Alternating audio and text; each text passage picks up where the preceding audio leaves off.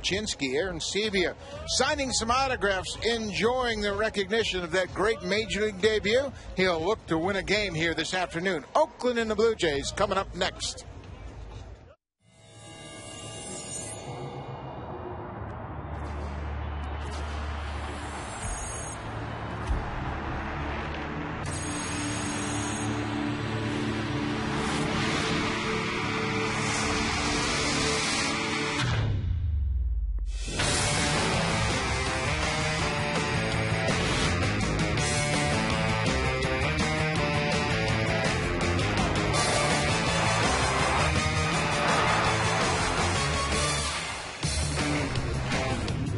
It is a beautiful afternoon in Oakland, California, where the Blue Jays will wrap up their season series against the Oakland Athletics. The Blue Jays have split the first 2 games of this series.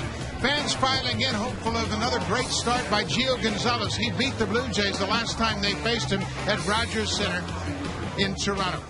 Hello, everybody. I'm Buck Martinez, along with Rance Molyneux. And Mark Zebchinski made his first start since his recall from Las Vegas last time out against the Angels. What was so effective for Zebchinski to shut down Los Angeles? Well, his go-to pitch was his sinking fastball. He had very good command of it. It had a lot of late life. He also mixed in a very good breaking pitch to keep the hitters off balance. But the go-to pitch was the fastball. He had 13 ground ball outs, did a nice job of keeping everything down in the strike zone. A very solid outing for him in Anaheim.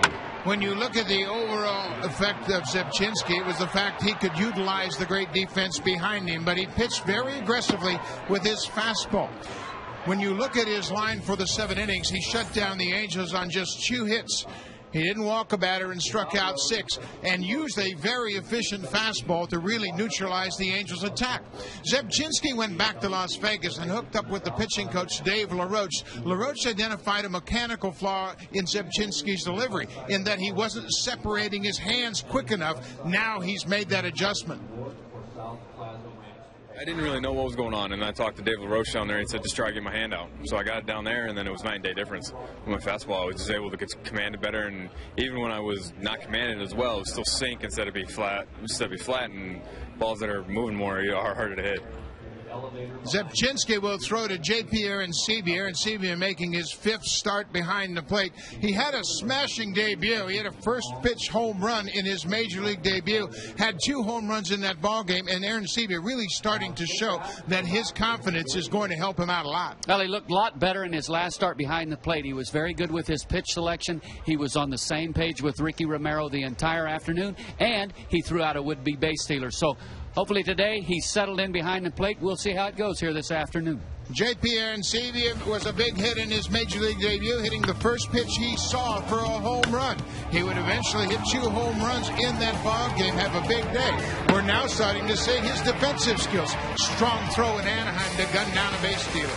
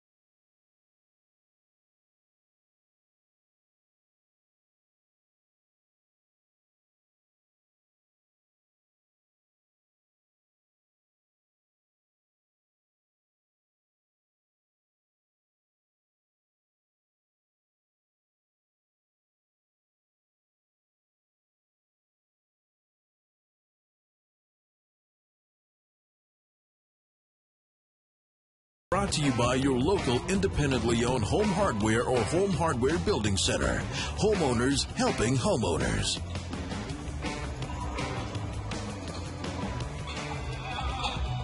Beautiful day here in Oakland as the Blue Jays try to win a second consecutive series on this road trip. Here's Cedar Gaston's lineup for this afternoon. Junel Escobar, 33 hits in 26 games since he came over from Atlanta.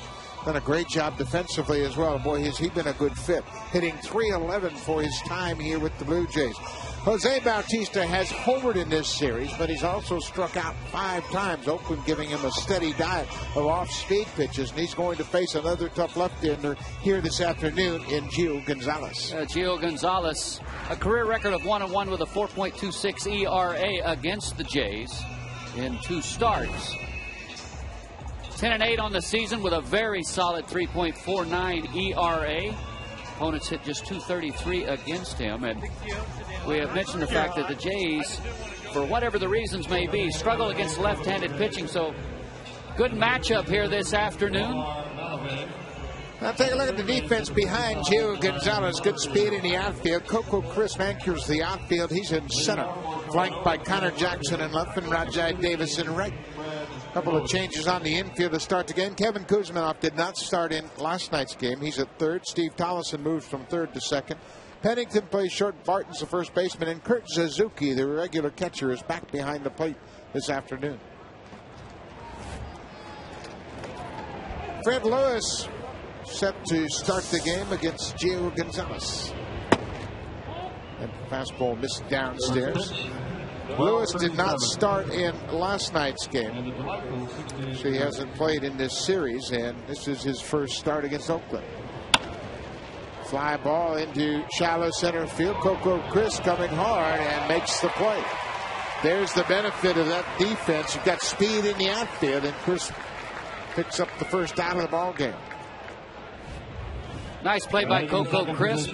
A pretty good jump and was able to close and make the catch. So one quick out here for Gio Gonzalez. Gonzalez beat the Blue Jays back on the 1st of May. He won the only game in that 4-game series at Rogers Center. Pitched a very strong 6 2/3, allowed just 3 hits and struck out 8.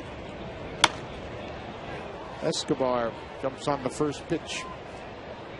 He also likes the sunshine. He's 6-1 in day games with a 2.10 ERA. You compare that to pitching at night. He's 4-7 with a 4.34. So he's comfortable here at 12:30 in the afternoon.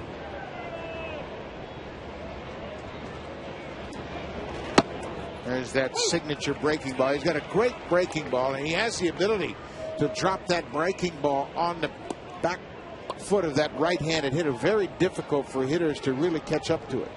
Well, if he gets it in a good spot, all you can do is pull it foul. 0-2. Elevated the fastball, and Escobar laid off. If you go back to last year, had the opportunity to watch Gonzalez pitch on a couple of occasions, and he always seemed to struggle with his emotions, get a little bit too hyped up on the mound. There's that curveball. But this year he's done a much better job of controlling his emotions and just staying focused on the mound and not letting the emotions get involved, and it's really paid off. He's been much more consistent and performed a lot better.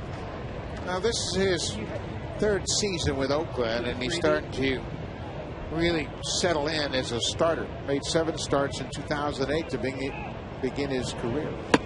Curveball, swung and a miss from Escobar. First strikeout of the afternoon.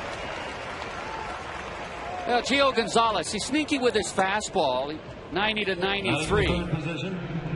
Right fielder. Has a 2-seam that will run with some sink. But his go-to pitch is the sharp, biting curveball, and we've just seen that to Escobar. He can at times have problems with his control. Jose Bautista pops up the first pitch. Lots of room and foul ground here in Oakland. It's an easy inning for Gio Gonzalez. The left-handers here in Oakland continue to dominate this Blue Jays lineup. Mark Zepchinski will try to do the same.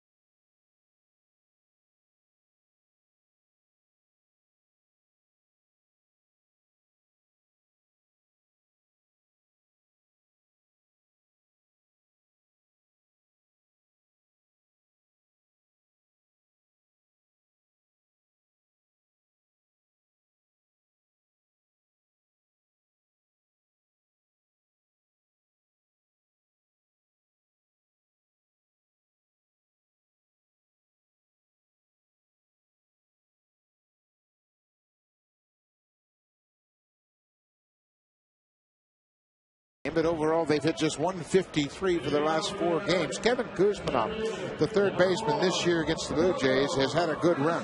He's had a double and a couple of RBIs. He's 6 for 19 overall. He is back at third base tonight. The Mark Ellis DH spot, again, batting in that 6th spot, and they'll face Mark Zepchinski, the left-hander. Mark Zepchinski, 1-1 with a 4.42 on the season. And be appearing in his 6th game here this afternoon. Was very good in Anaheim in his last start. He limited the Angels to just 2 hits over 7 innings. Did a great job of keeping the ball down in the strike zone. 18 1/3, 19 strikeouts. So we'll see if he can back that performance up with another good one here today. Coco Crisp had a big night last night for Oakland. He starts things off, looks at an outside fastball. Crisp doubled in his first at bat, came in to score as the Athletics scored 2 in the first, all from Brandon Morrow. Crisp also had 2 steals in the game, 3 hits overall. 2 balls and no strikes. Zepchinski went 5-5 in AAA with Las Vegas. Interesting to watch how he and JP Arencibia work together. Missed down and away, 3-0. The Athletics had 4 steals in the game last night. The last thing you want to do is walk the leadoff batter. The leadoff batter, who has 18 steals on the season, has just been caught twice. 4-pitch walk to start the game. Mark Zepchinski, excuse me, not overpowering, but a good sinking fastball with late life. He has a solid curveball to go with it. He will mix in a change. Key for him again here this afternoon, keep the ball down in the strike zone and change speeds off of his fastball. He will actually at times run the fastball up the plate at 89, 90, and then sometimes he'll back off a little bit at 85, 86. Zepchinski checks in on Coco Crisp at first. Use that fastball as kind of make it 2 pitches at times, if you will, by adding and subtracting a little bit with the velocity. Derek Barton, the first baseman. There's a first pitch strike. Barton has struggled over his last 9 games, but he continues to show that good eye as he has racked up 7 walks during that period. 72 base on balls on the season and has a very good 3.79 on base percentage. Zepchinski early on trying to find his command. Barton's got a great eye at the plate. He'll make Zepchinski throw a strike before he offers. Going to be patient here. Zepchinski would love to use that sinking fastball to get a round ball here.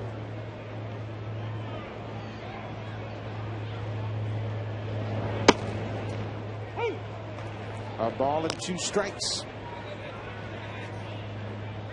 It seems as if sometimes, especially with a young pitcher, early on in a ball game, once in a while, they'll try to be a little too fine. Instead of trust your stuff a little bit. Just try to, instead of maybe hit the corner, just try to think in terms of, let's just keep the ball down. If I keep the ball down with some movement, I can get a ground ball. That's exactly what Zepchinski talked about in our open, in that when he discovered his sinking fastball because of that mechanical adjustment of breaking his hands early, the movement was dramatic. There goes Crisp. Arencibia bobbled the ball, no throw. Coco Crisp with his 19th steal. Arencibia never found the handle on the baseball, didn't make a throw. Well, Crisp with a good jump. He gambled a little bit, went on first move, and he picked a good pitch to run on. It was a breaking ball up. Of course, that curveball does not get to the plate as quickly as the fastball does, and I'm not sure that he had a shot to throw out Crisp anyway. Well, they better keep an eye on Crisp at second. He stole third in last night's game. Barton fouls it back off the screen. The Athletics, we had mentioned, they racked up 11 hits in last night's game, but They had 7 hits in the previous 3 games. They have really been struggling offensively. That's Jim Scalen, the hitting coach, keeping a close eye on his hitters, see if he can't figure out something to get them going.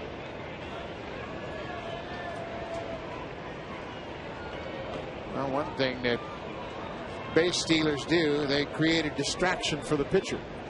Kind of take you out of your game and split your focus between the base paths and home plate.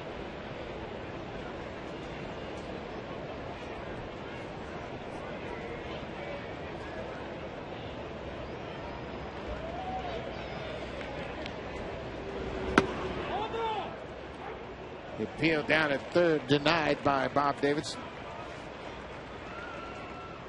Full count. Oakland making Zebchinski throw a lot of pitches here in the first inning. 7 innings, a 2-hit ball last time out against the Angels. Didn't walk a batter in that ball game and struck out 6. Well, this is a situation here this early in the ball game. You have to make Barton put the ball in play. This really has to be a strike. And it's not. Back-to-back walks to start the game.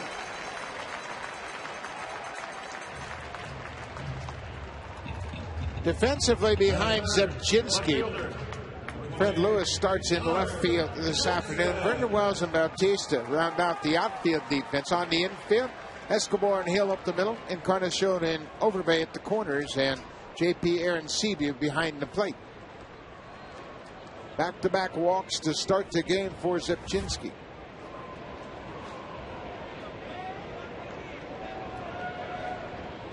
Connor Jackson hit his first home run in an A's uniform here 2 nights ago. That came off of Sean Markham. The first hit of the ball game was a leadoff home run in the 7th. The only hit Markham would give up in his 9 innings. And when you face a ball club that hasn't been swinging the bat well, one of the things you don't want to do is give them opportunities with the base on balls, putting runners on base with the walk. And you just compound the problem when you put speed on. We've already seen the stolen base by Coco Crisp, which now has become his presence at second base most certainly as a distraction to Zebchinski right now. And this is where he really just needs to get focused back on that target and throwing a strike. Well, and Bruce Walton has come out of the dugout. 13 pitches in the inning, only 3 strikes. And Walton oftentimes will go to the mound in these situations and say, what's the problem out here? Let's change your sights a little bit. Elevate that fastball. Get it back in the zone. And Seavey had initiated the meeting, and Bruce Walton was leaving the dugout about the same time. Well, at some point, you have to trust your stuff. You know for a fact you're not going to get through it without throwing strikes. So you need to get in the strike zone, and you need to get there very quickly. 2-0 on the outside corner. You've got some tremendous defense behind you. Give them a chance to make a play for you. The Jackson home run on Monday night snapped a 7-game homerless streak for the Athletics. They don't have a lot of power. You should encourage them to swing the bat.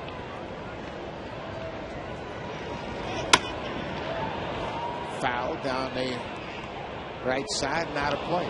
Well, it just seems like in the early going here, Zebchinski has tried to be too fine. He's tried to be perfect on either side of the plate and down in the strike zone. And you made a great point about trying to be too fine too early. You have to.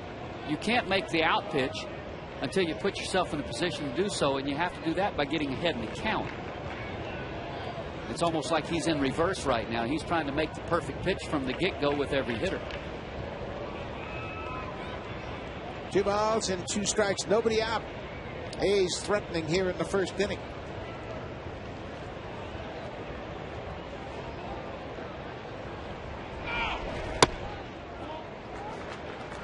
Full count. Well, now this is interesting. Got a guy at the plate. A pretty good contact hitter. 3-2, you got a guy struggling. You've got very good speed off of second base. Do you give any thought maybe to starting the runner? Well, we'll see, but in the early going, you'd hate to run into the strike him out, throw him out at third base. Yeah, the way that Zepchinski is struggling to throw strikes, I wouldn't start the runners, even when you have Coco Crisp at second.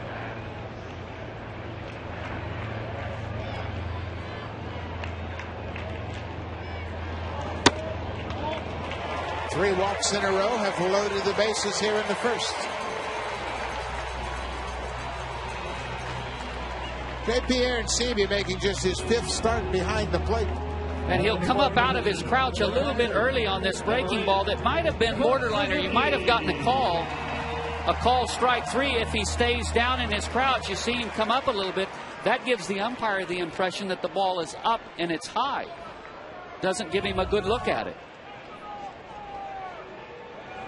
So now the bases are loaded, nobody out, and Kurt Suzuki, the cleanup batter, hitting.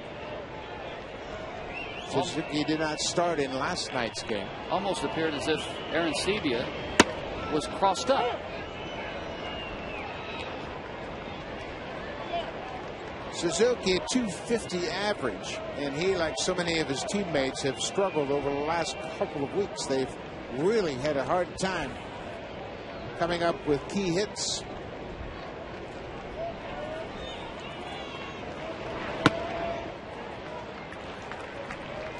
What you do as a catcher in situations like this is continue to call location, but don't move as aggressively. Try to stay behind the plate as much as possible so that pitcher will really focus on your body and have a good target in his mind. Bounce third base. Encarnacion goes to first for the out. That ball took him over toward the mound and his momentum away from home plate, or else he might have had a shot at going home. Well, it was going to be close. You have great speed off of third base and Coco Crisp. It would have been bang, bang at the plate. Of course, if the base is loaded, it's a forced play. But he really can't take that chance right now here early in this game. Had to go to first, get an out, and at least give Zepchinski something to work with. It was really the only sure play that he had. You can't gamble this early, and Suzuki continues to struggle. He is now 10 for his last 60. Second and third, one out now. And Kuzminov chases a borderline pitch. I don't understand that swing whatsoever. That's just not giving yourself a chance to see the ball. You know the guy has been wild. He's struggling with command. The only thing you tell yourself as a hitter in this situation is get the ball up, see the ball at the belt. If that's where you see it, up a little bit in the strike zone, you let it go. Otherwise, you stay off of it. Bounce to shortstop, and they have the base runner in a rundown. And Encarnacion tags out Connor Jackson. Heads up play by Escobar. But on the play, the Athletics score the second run of the inning. As Barton comes across, it's 2-0 Oakland. This is what happens when you throw strikes. Nice play by Escobar. Fires the third right there. Encarnacion, his left foot, he slipped a little bit, but still able to make the play. Nice job on the rundown to close quickly and prevent Kuzminov from moving up to second in the scoring position. That's a good play by Escobar to eliminate that base runner in scoring position. 2 outs now for Mark Ellis. And really all he's done, yeah, those pitches haven't been on the corner. They've just been good sinkers in the strike zone. Got himself a couple of ground balls. Fly ball center field. Brendan Wells has plenty of room, and Zepchinski, without giving up a base hit, has fallen behind 2-0. 3 walks in the inning cost him.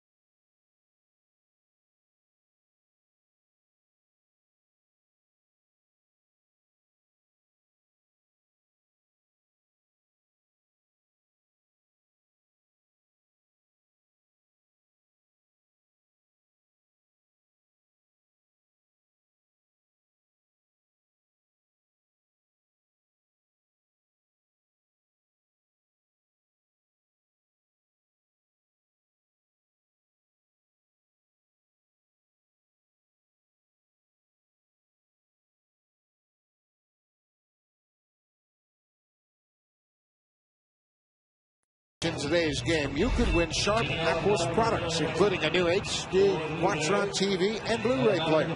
Enter online at hitahomerunwithsharp.ca. Sharp Aquos with Quadron technology. You have to see it to see it.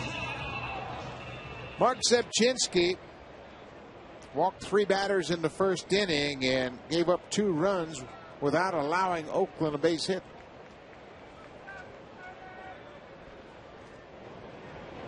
Vernon Wells will lead things off against Gio Gonzalez. First pitch strike with a fastball.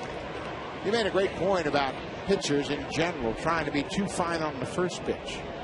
Then they miss and find themselves behind a ball and no strikes. Curveball went around the outside corner. When you go back just to the leadoff hitter, Coco Crisp, you have to at least think that he's going to take until he gets a strike leading off the ball game. So you go ball 1, you go ball 2, you say, all right, I'm going to throw this next one right down the middle. I don't care if he hits it out of the ballpark, but I'm going to throw a strike right here. 2 balls and a strike to Vernon Wells. 3-1. But some of that you can attribute to youth and inexperience, but that's just sometimes thinking just a little bit and using some common sense. Drilled into the gap in right center. That won't get caught. All the way up against the wall. Wells around first, headed for second. A leadoff double to start the second inning. It's a nice job of hitting. It's not often you see Vernon Wells go the other way, but he does with this high fastball out over the plate and drives it hard into the gap into right center. And when Vernon Wells lets the ball travel, he's a much better hitter. Seems at times he gets into pull mode, but that was a nice pass at that last fastball. Stayed on it and drove it to the opposite power alley. Adam Lind 0 for 4 in last night's game with a strikeout. No, you're fine. Go ahead. I'll move over.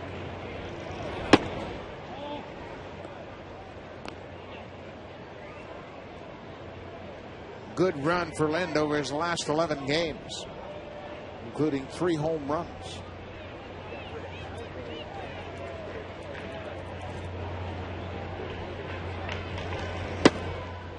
For the strike. Adam Lind talked about the difference between last year and this year. Last year, he was much more relaxed, had a lot of rhythm at the plate, and didn't hit it much. He said, I only hit maybe 15, 20 swings a day, and I was good to go. Lays off that curveball.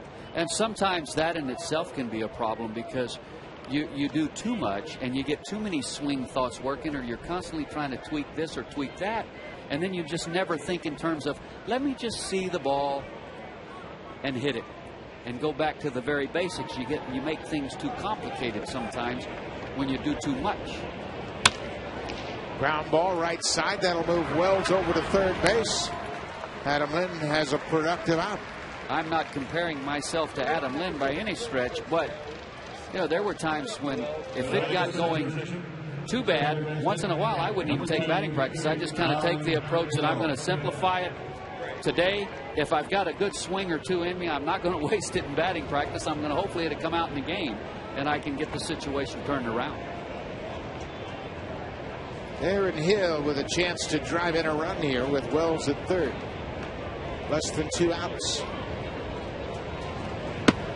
And one of the reasons that this ball club has improved offensively since the All-Star break is the fact that Aaron Hill and Adam Lind have started to hit. Now, if you just look at their batting averages coming into the ball game today, you said, well, they're not swinging all that great, but both of them have, since the All-Star break, been hot.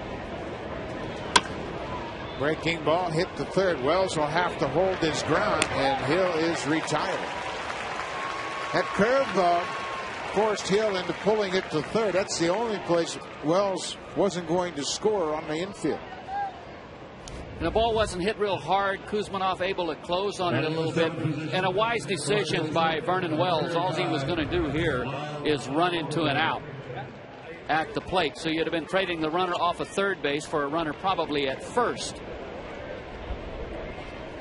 And even with 2 out, of course, there are a few ways to score the run from third without the benefit of a base hit. Lyle Overbay will have to deliver a 2-out base hit if he's going to cash in Vernon Wells. He did that last night against Dallas Braden in the 7th. Hill and Overbay had back-to-back 2-out doubles to tie the game at 2-all in the 7th.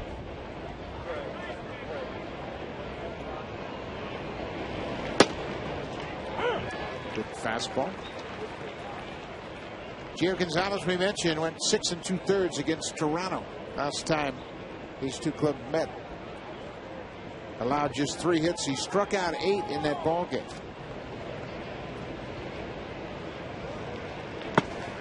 Nice play by the catcher Suzuki, sliding well out to his left on a tough breaking ball, able to handle it cleanly.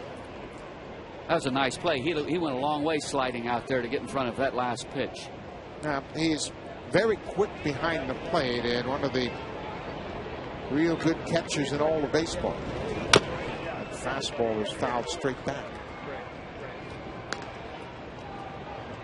And now you would imagine Oakland's going to have to deal with that nasty breaking ball on 2-2 pitch. He got himself a pretty good pitch to hit 2-1, the fastball, and he fouls it off.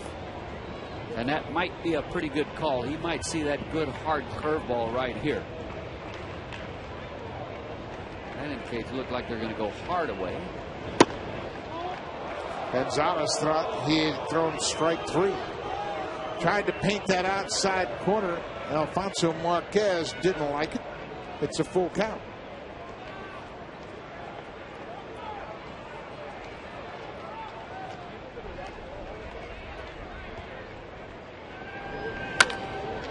Ripped to the first baseman, and Bart makes good play. One hopper right at him, and Overbay is retired. The Blue Jays waste the leadoff double. Oakland leads it 2-0.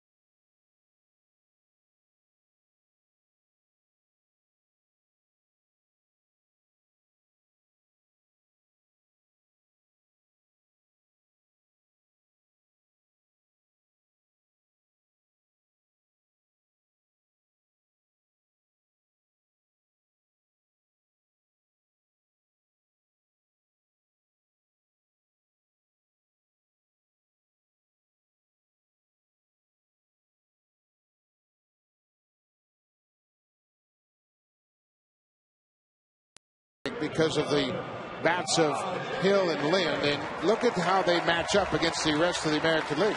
Minnesota's off to a great start to their second half, but there are the Blue Jays right there with Tampa Bay with 19 wins.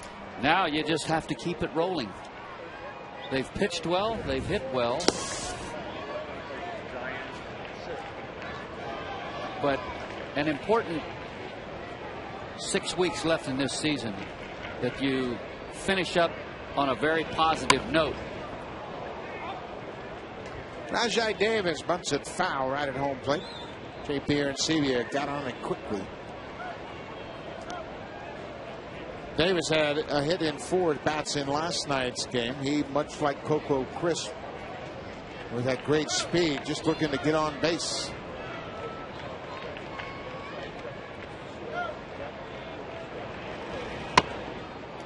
There's a good changeup, fooled Davis. Yeah, Talk about the second half that the Jays have had. They come in the ball game this afternoon, 7 games over 500. You don't want to get complacent. You want to build on that. Now the goal is let's get to 10, let's get to 12, let's finish 15 over. And let's continue to play very well down the stretch. Fly ball to left field, but Fred Lewis has it measured and makes the catch. 1 out.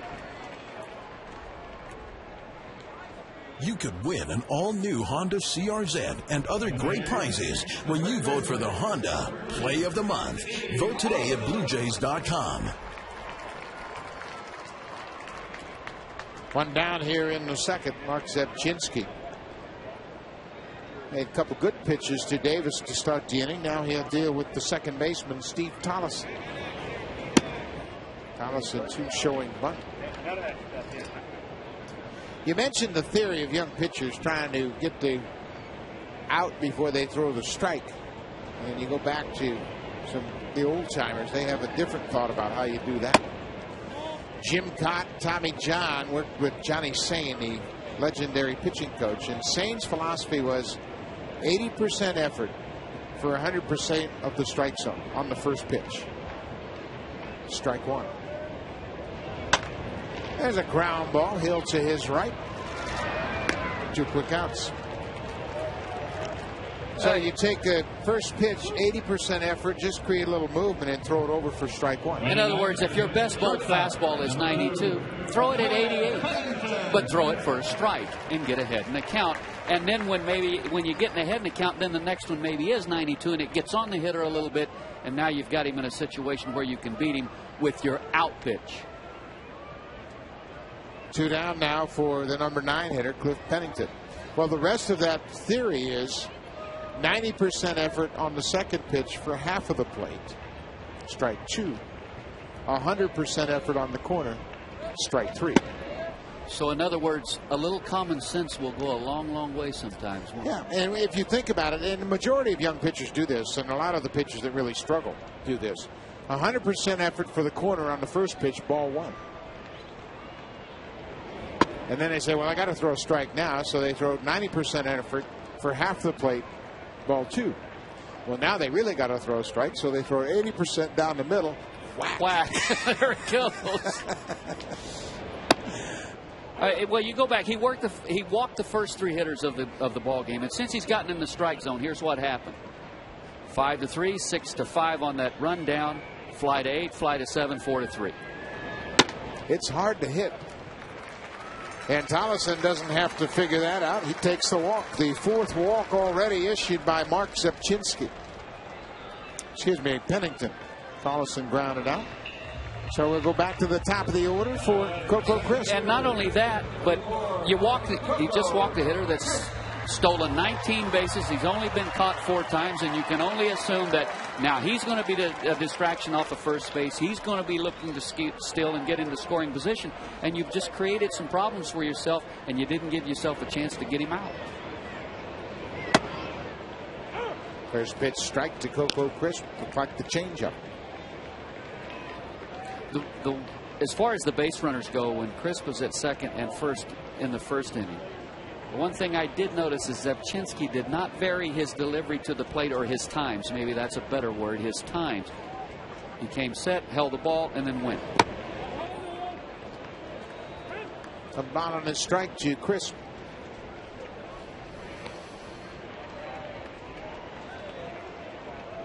I think one thing that pitchers learn as they gain experience, and Zebchinski's just 24 years old, that you learn who you're pitching against. And you learn when to be aggressive and when to try to make great pitches. There's a drive to the gap in left field. Fred Lewis is not going to get this. It's off the top of the wall. Wells gets it. Here's the throw to the relay. Escobar to the plate. And Sabia can't dig it out of the dirt. Pennington scores all the way from first base. Brennan Wells did a good job of playing the ball off the wall. Made a strong throw to Escobar, but the throw was a little offline. Well, the base on balls creates more problems. Coco Crisp just missed hitting the ball out of the ballpark. Wells plays it perfectly, hits the cutoff man And if this is on the third base side, Pennington's going to be out. But a good call by Mike Gallego, the third base coach, sending him all the way, knowing it's going to take a perfect relay to throw him out. Run number 3. Yeah, Aaron Sabia had no other option but to try to swipe the ball on the first base side of home and couldn't catch it. And that's a good idea. Don't forget about Crisp. Feels like that double off the wall. You're a little distracted. Maybe you're a little upset with yourself. You'll forget about him. First pitch, gone. Off to the races. But because of the wildness here this afternoon, they've scored 3 runs on 1 hit and haven't hit a ball out of the ballpark. Now, Oakland has 3 home runs in the month of August. 71 for the season.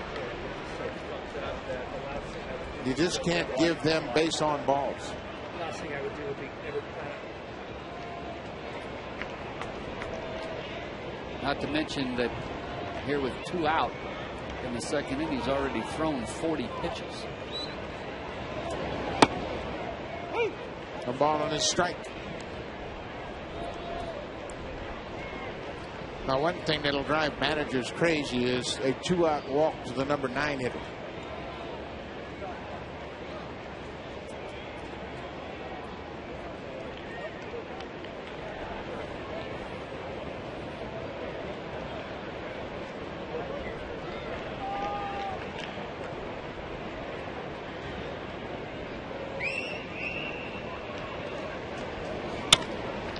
Hit hard on the ground, but Hill goes over and gloves it. Throws out Derek Barton, but Coco Crisp delivers. He's having quite a series. An RBI double to the gap with 2 outs. Blue Jays trail 3-0.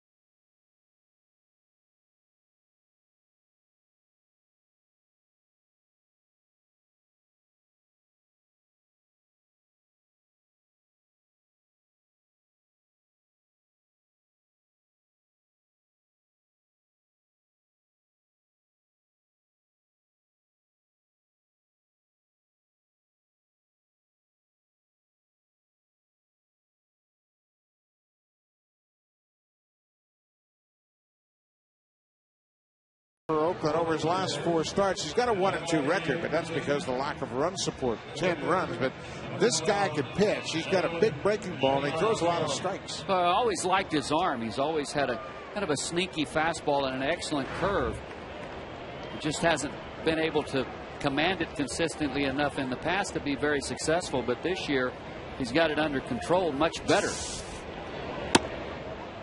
And like you said, much like a lot of these A's pitchers, their records don't reflect how well they've pitched. That's because they just haven't had any run support. They struggle to score. Edwin Encarnacion with a ball and a strike to start the 3rd.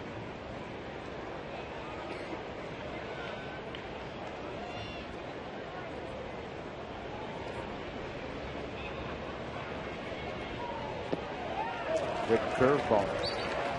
He's got a good hook, and it's tough on right-handed hitters, breaking down and in. Most of the time, you'd probably be a lot better off. It's easier said than done if you could stay off of it, because most of the time it's a ball down and out of the strike zone. See Suzuki calling for the high fastball, wanted it up, hoping that Encarnacion would chase it. And you change the planes for the hitter. Now you can go back in, down and in with a good curveball. That's what he does. Did you ever have awareness of a catcher moving around behind you when you were hitting like that? I mean, standing up. I mean, I would think you would be able to feel his presence as he's up in the out of the crouch. I could feel sometimes that he was moving around once in a while. Encarnacion chases that outside fastball, got a piece of it, but Suzuki holds on for the strikeout. Once in a while, just with the shadow, sun get just right, or the lights at night, you could see him moving, feel him moving around just a little bit. But you know, a good one, the good ones, they would never let you couldn't detect anything, figure out what they were doing. JP Arencibia will bat for the first time.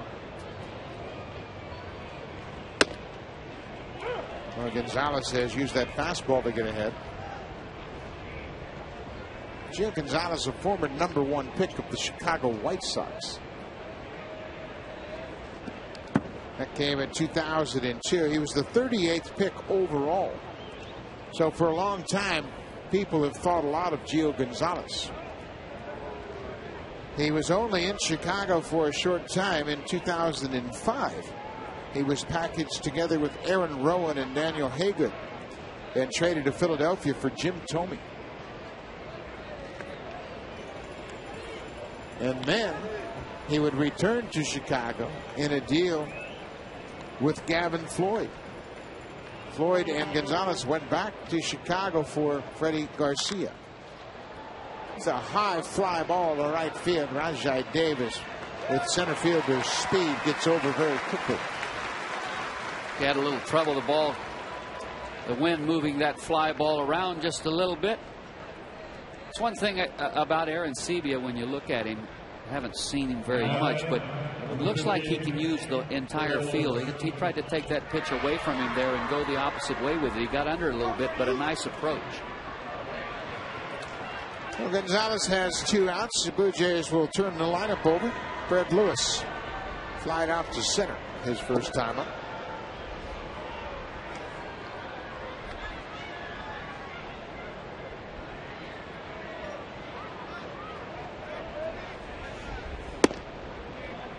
Two and 0.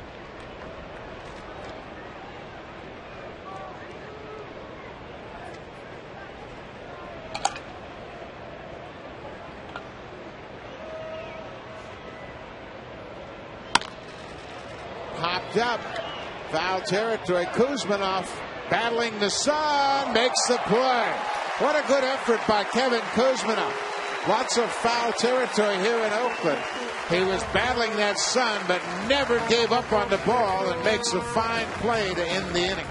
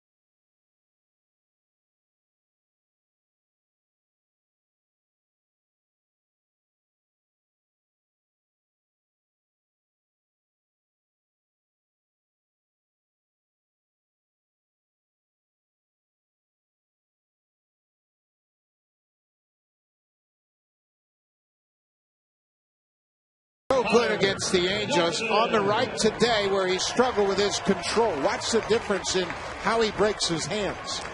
Definitely today, he's breaking earlier than he was in his last start. And there's the real good possibility that is why he has struggled with his control here this afternoon. He was so optimistic about how that adjustment he made down in Las Vegas was going to help him, and it did in his last start. But I think now, in looking at that replay there, he's so conscious of breaking his hands, it's a little bit early and the timing's out of whack. Another ground ball there, and Hill. Connor Jackson's retired. First out here in the third inning. And through experience, a much more experienced pitcher might, pick up on the fact that something's not right here today. Let me try to tweak this. My key is when I separate my hands. Am I late? Am I a little bit early? And if I am, let me see if I can tweak it a little bit and get things back into the proper groove and the proper timing.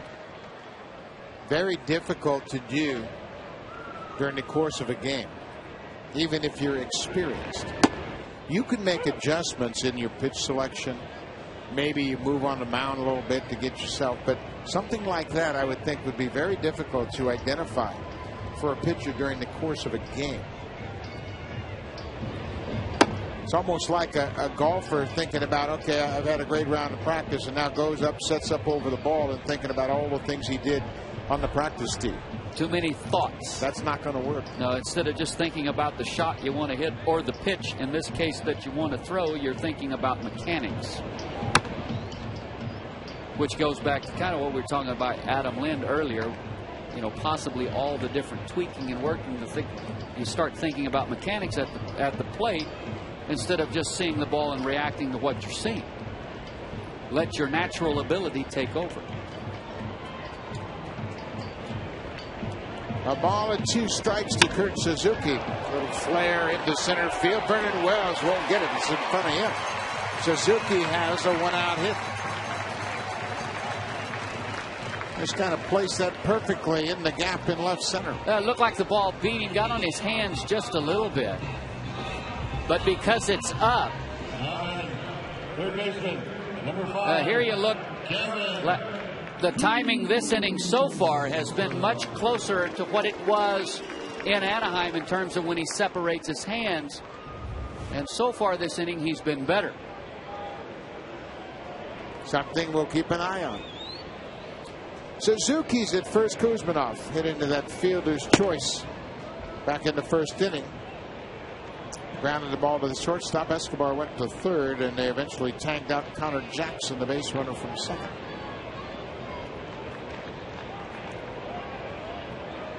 Two for 25 currently for Kevin Kuzmanov. Ground ball. Escobar takes it himself, steps on the bag, double play. Just like that, another ground ball for Mark Zepchinski. When he's down in the zone, he can get ground ball outs.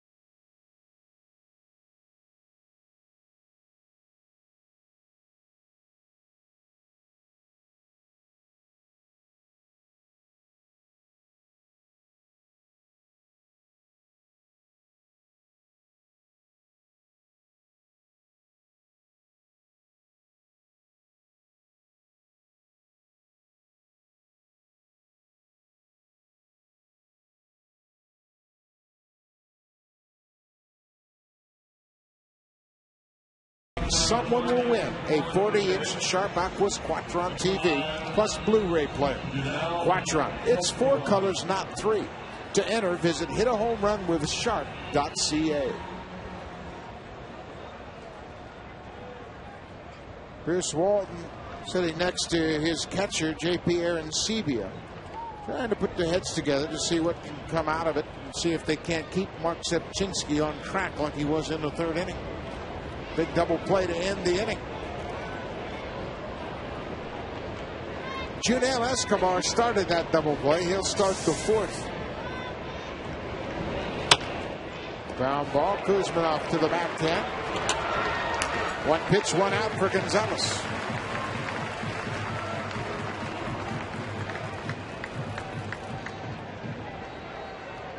Of course, Kuzmanov playing in at the cut of the grass, actually on the grass, because Escobar will bunt for a base hit. Nice backhand. Easy throw to first base. Boy, Gio Gonzalez keeps a nice flow or a nice pace to his game, doesn't he?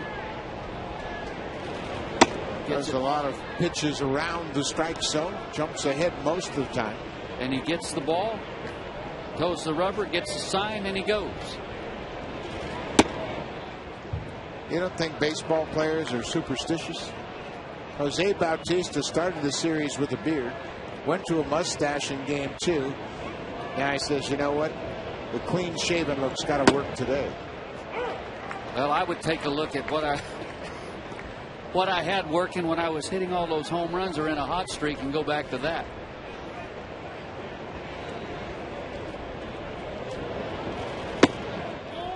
Three balls and a strike.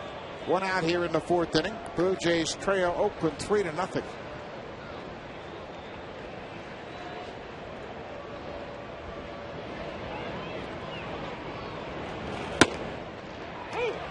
Tough pitch. Bautista thought it was down and away.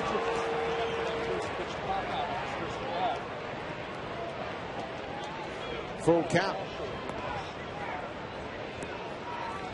Oakland has pitched Bautista tough in this series.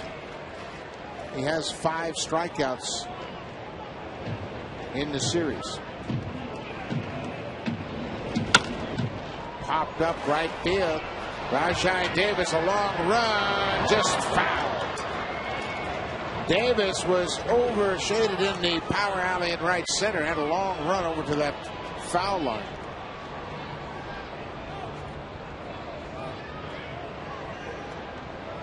A little unfortunate for Bautista and the Jays that the ball was not fair because of Davis. His positioning, as you mentioned, over towards left center, was not going to be able to track the ball down and make the catch.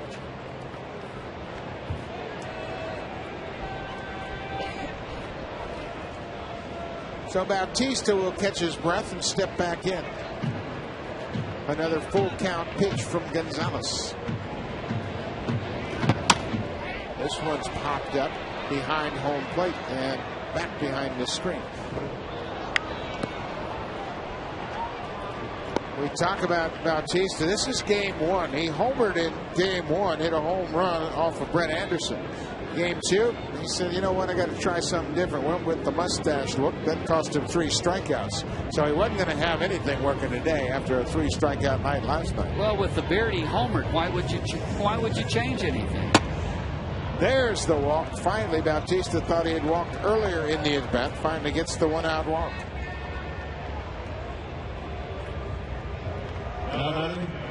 Number 10. First walk of the afternoon issued by the A's left-hander.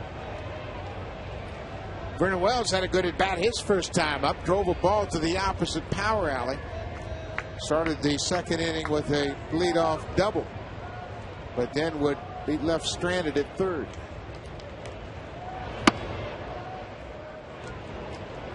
Let's watch and see how differently Gonzalez approaches Wells in this at-bat after he went with that outside fastball.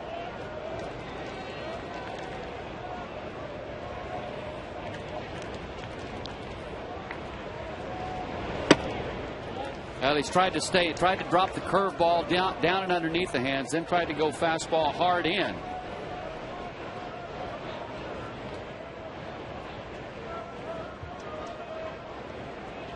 but finds himself behind in the count 2-0 to Vernon Wells. Right on the outside corner. Not what Wells was looking for. No, and Gonzalez with a pretty good pitch because he took a little bit off of his fastball. That last one at 89, he's usually right around 92, 93. Wells hits it to third. Kuzmanov second for one. Back to first. Not in time. Wells legged it out. Kuzmanov with the throw to second base kind of gave Tolleson a tough throw to handle. And it didn't have a lot on it. This one here, you've got to get this as a second baseman with a lot of steam and then let him do what he wants to with it. And the Jays might have gotten a favorable call. Ball's in the glove. The foot's not to the bag. Wells was out. Wow. Blue Jays caught a break there. Boy, Derek Barton does such a great job with that stretch at first base. Really extends. Ripped. Gloved by the shortstop Pennington. The only play he has is to first base, and he gets Adam Lind, a sharply hit ball. But the Blue Jays strand another base runner. They trail by 3.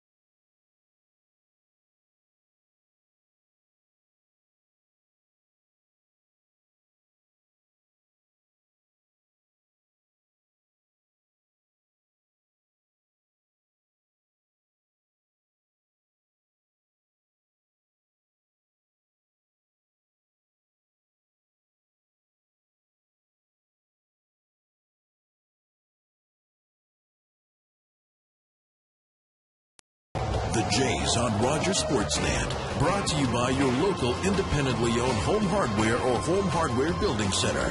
Homeowners helping homeowners. The Bart delivering more fans to the Oakland Alameda County Coliseum. And Mark Sepchinski throws the first pitch to Mark Ellis, leading off the fourth. Ellis, the DH this afternoon. Flied out to center his first time up.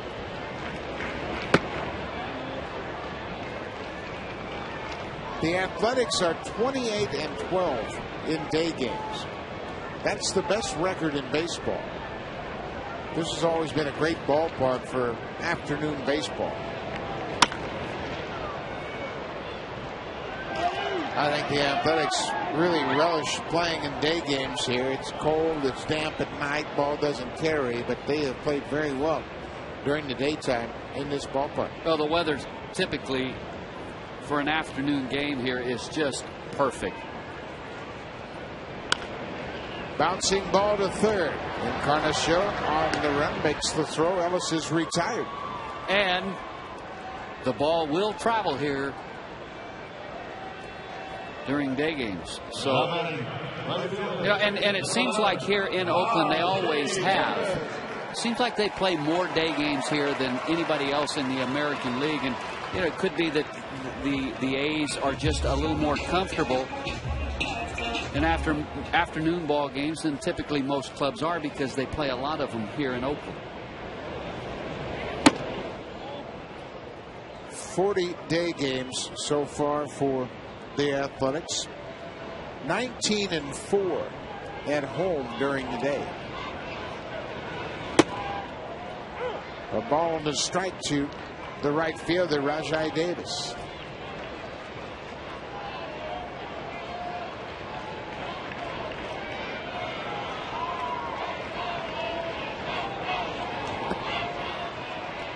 Change up, down and away.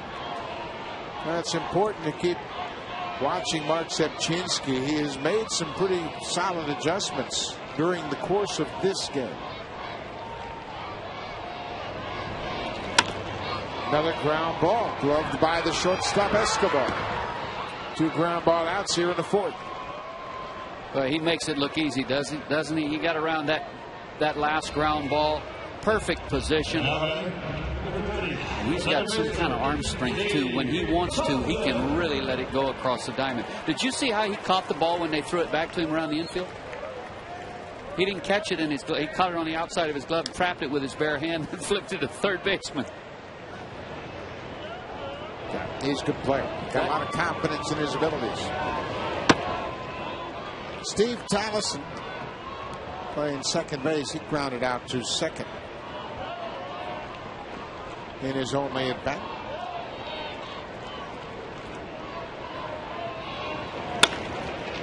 Base hit into right field. Tallison goes with the pitch. Well, Tallison had 2 hits in last night's ball game, and this is a nice piece of hitting here. Good approach, sinker ball pitcher, the ball going away from you. You try to pull it, you're going to hit it on the ground, but he stays with it, stays on it, line drive into right field. It's a good job of hitting. Well, it's a great example of a hitter just taking what the pitcher gives you. Zebchinski stayed away. Tallison, if he tries to pull that ball, grounds out to the shortstop. 2 outs now. The number 9 hitter, Cliff Pennington. Well, that's a phrase that's oftentimes used about, a hitter taking what the pitcher gives him, but it really is true. If he tries to pull that ball, it's going to be a ground ball. Now, we don't know if it's going to be at somebody or not, but when you stay back and let it travel a little bit, it turns into a line drive.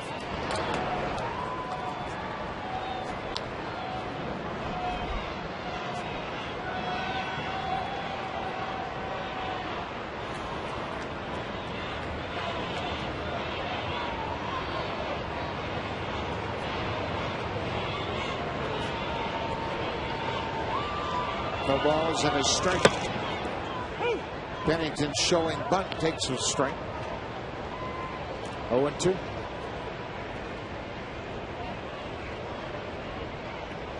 That's something I've never understood.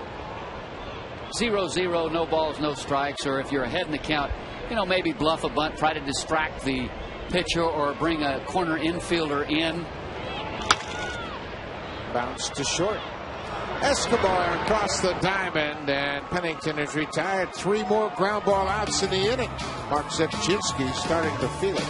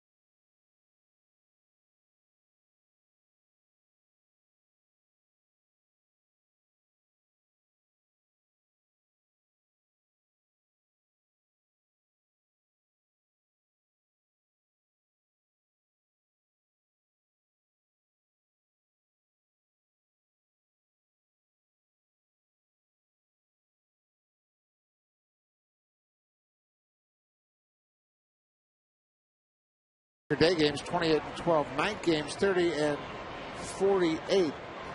They pitch very well in both situations, ERA under 4 even at night, but the hitters are really penalized in this ballpark in that they don't have much power, and when the fog and damp air settles in at night, they don't score many runs. That's why they don't have a winning record at night with this great pitching staff. Evan Hill with a ball and a strike to start the 5th. Well, you need to reverse the trend because play a lot of night games.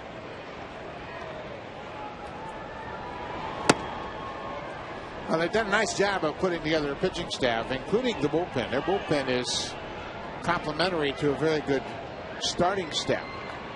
And they're going to get their closer, Andrew Bailey, back probably by Friday.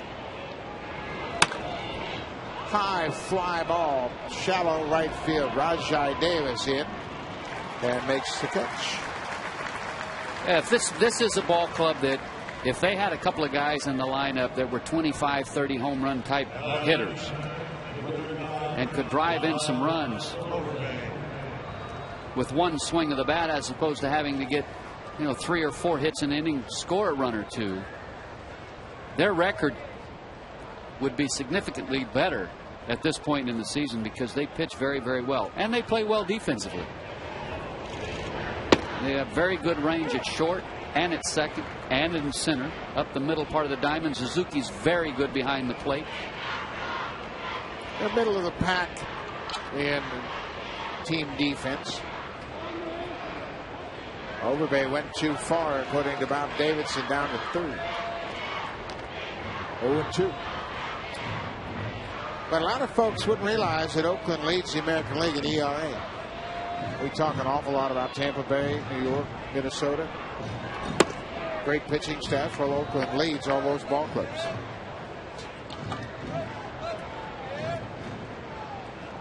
They have combined to throw 10 shutouts.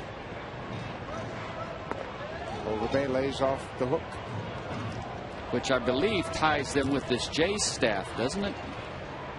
10 shutouts, the Jays with 10, Minnesota with 10. Popped out of play. Yeah, 10 shutouts by Minnesota, Toronto, and Oakland lead the American League. Gio Gonzalez doing a little groundskeeping as he lost his footing. He still threw a strike. Didn't lose his footing until he was finishing his delivery. Ball was already out of his hand. Isn't that too happy about that mound? You can see him kicking the dirt in the landing area.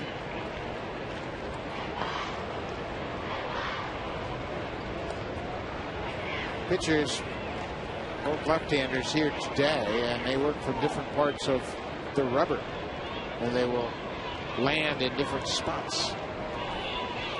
Full count. Fouled off the glove of Suzuki.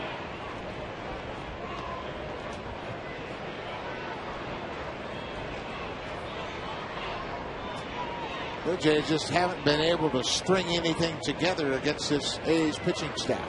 Well, Dallas Braden was very, very good last night. Had a very good screwball, very good off-speed pitch. Did a nice job keeping the hitters off balance. And here this afternoon, really for the most part, although he has a good curveball here, he hasn't used it an awful lot. He's relied for the most part on his fastball. He's been able to locate it very well the entire afternoon. Had better command of the fastball than he has his curve. Another fastball. Overbay stays on it, stays alive. We're in the 5th inning. Oakland scored 2 in the first and 1 in the second to take the 3-0 lead.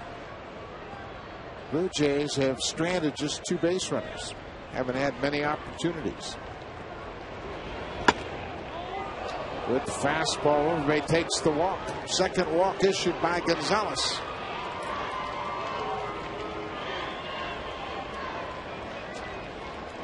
Blue Jays traditionally have had problems with left-handed pitchers. Losing to Braden last night, they fall to 10-16 for the season. The number that jumps out at me is 216. I just can't imagine this team hitting 216. That's the worst in the American League against left-handed pitching.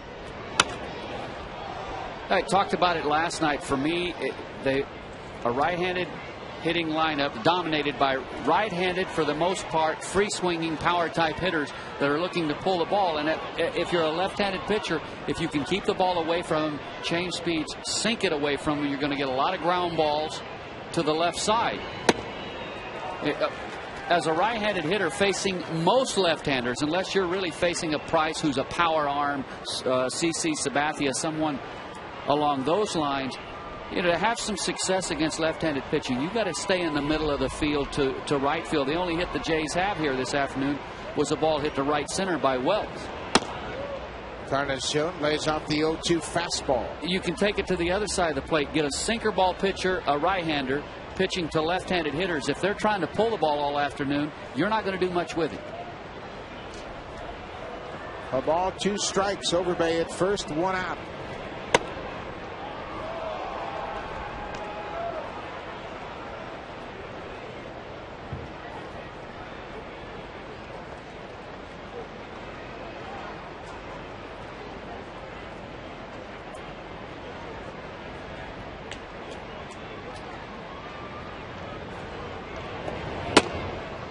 Full count.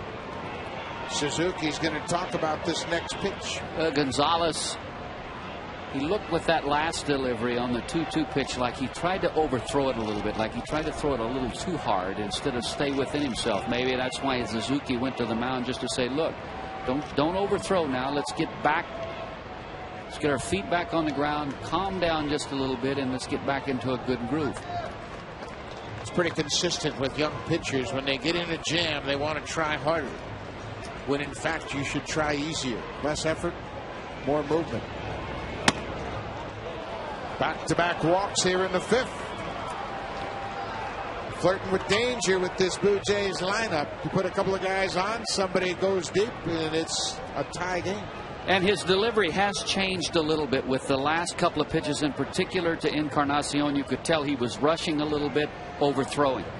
And that's why Kurt Young, the pitching coach, is going to make a visit to the mound just to give him a chance to catch his breath, back off a little bit, and remind him of what he needs to do to be successful.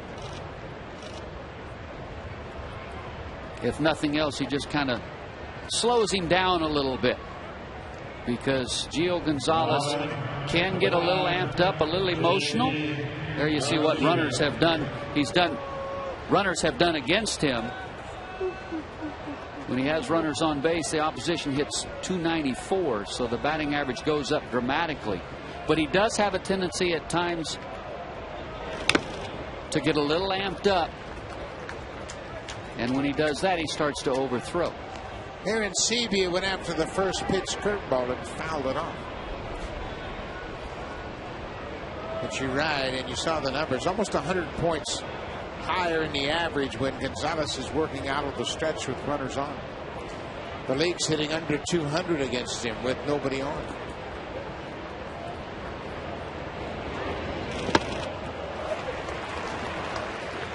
And Sebia went after 2 bad breaking balls. Well, he swung at the first one, and clearly in this situation, a young hitter, he's not looking breaking ball. So the first pitch is a curveball. He swings at it. Now the next one's in the dirt, and he chases that, not realizing he's just walked 2 hitters back to back. Stay patient. But a young, inexperienced hitter at the plate. Boy, Suzuki's doing a good job of using his fastball. He had 2 curveballs. You think, well, he's going to come with another curveball, but he beat Aaron Sebia with that fastball. It was just up. He's probably going to get the hook again right here. That fastball in on the hands that was up. Speed a young hitter back up, show him the fastball, and go back to the good curve. That's exactly what he did. Aaron Sebia arguing, he got a piece of it. Alfonso Marquez, the home plate umpire, said nope, no foul tip. Aaron Sebia still feels like he fouled the ball. Suzuki digs it out quickly. Get a look at it. Didn't look as if the ball changed directions any at all with that swing. But that was just inexperience in that at bat. He had walked over Bay, he had walked Encarnacion, and then you help him out chasing the bad breaking ball instead of really getting dialed in. So Fred Lewis with 2 on and 2 outs. Looks at an outside fastball. And that's all part of the learning curve in the process, but you have to learn from it, and that's the key. Outside, 2-0. Fred Lewis has held his own against left-handed pitchers, batting .250.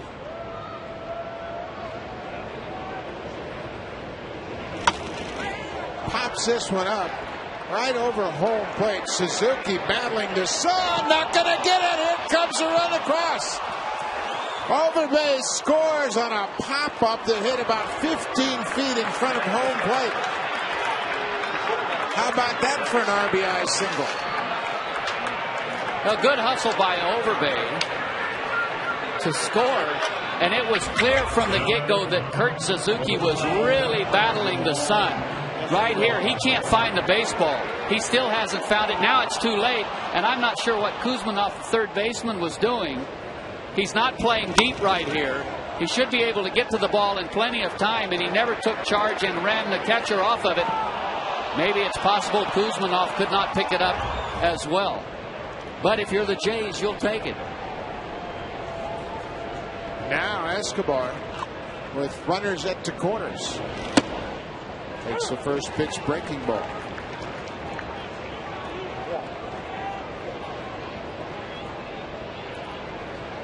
I could understand that if Kuzmanov had been playing very deep, but he was not much deeper than the bag. Bounce towards short. Pennington has to throw across the diamond in time to get Escobar, but the Blue Jays break through. Take advantage of a pop-up in the sun. It's a 3-1 game.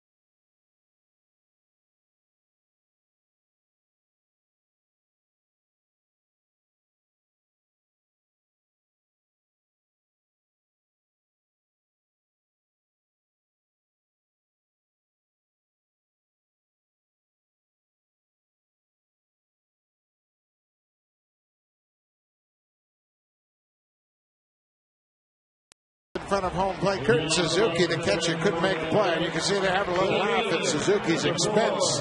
The coaches, Mark Ellis, the DH, Mike Gallego, the third base coach, talking about the pop-up. And it just popped right back up into my hand, but I didn't have a chance to make a play at the plate. Gallego played here. He understands the challenges of trying to catch pop-ups during day games.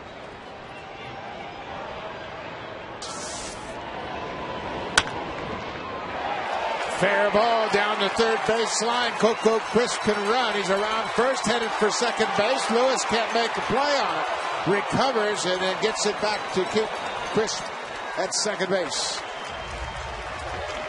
Is it me, or does Coco Crisp give these Jays trouble? It seems like all the time, even when he was with Boston, always a thorn in their side. Here, wasting no time, jumps all over this fastball just inside the line. Past the diving Encarnacion, and that ball hit something down in the corner and caromed away from Lewis, but he's able to recover. Boy, the threat of the bunt can pay off big sometimes. Again, if you're playing back at normal depth, you might be able to make a play on that ball. Derek Barton, the first baseman, with Crisp at second. Takes the ball inside.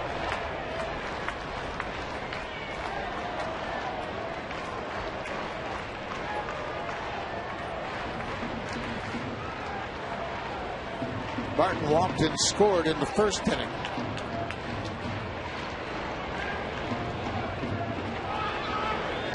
There's a fastball strike.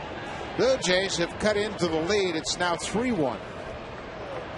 Mark Zepchinski has settled down nicely after a rocky first inning. Had 3 walks in the first inning that led to 2 runs on no hits.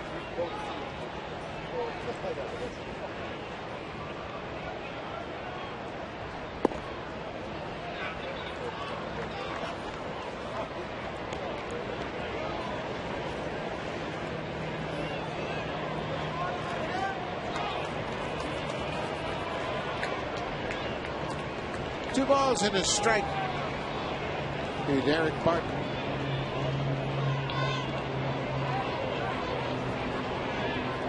Escobar doing a good job of keeping an eye on Crisp at second base. Crisp has a steal this afternoon. He had 2 steals last night, including a steal of third in the 7th.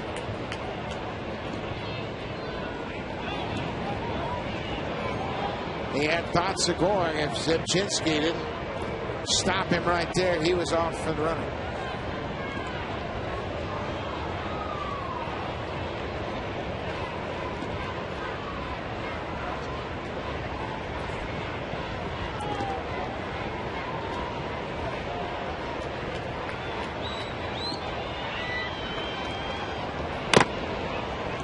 Barton went after a high pitch and fouled it off the catcher.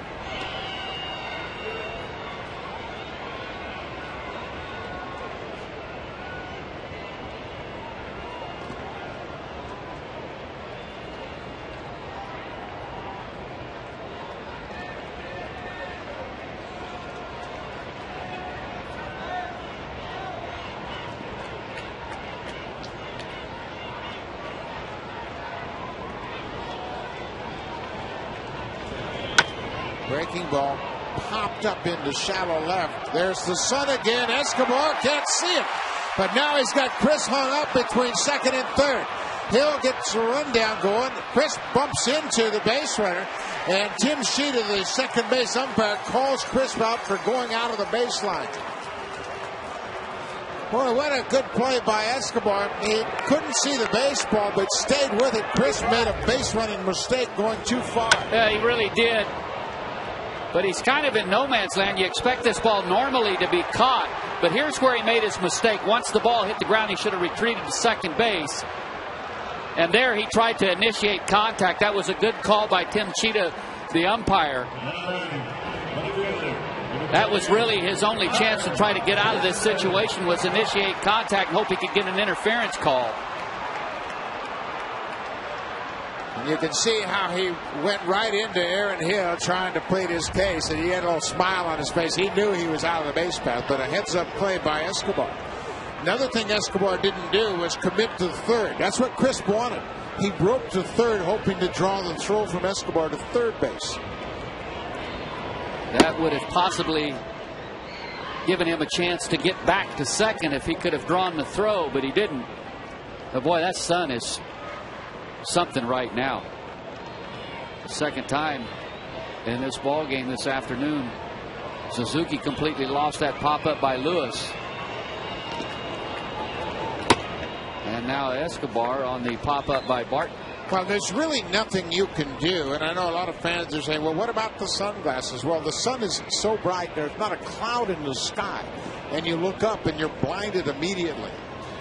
And if the ball gets in the sun, right in the sun, and it never comes out, you can't do anything to change that angle.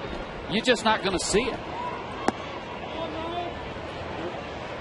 Connor Jackson takes the ball. It's 3-0. by the time you see it, it's too late. Oftentimes.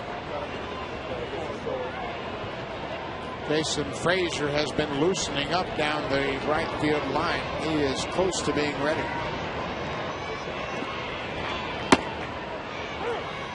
A 3-0 strike.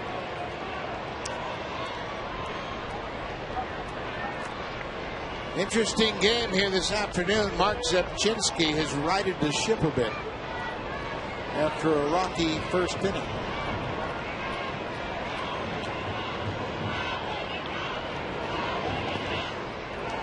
Ball in the dirt. That's the 5th walk issued by Zepchinski.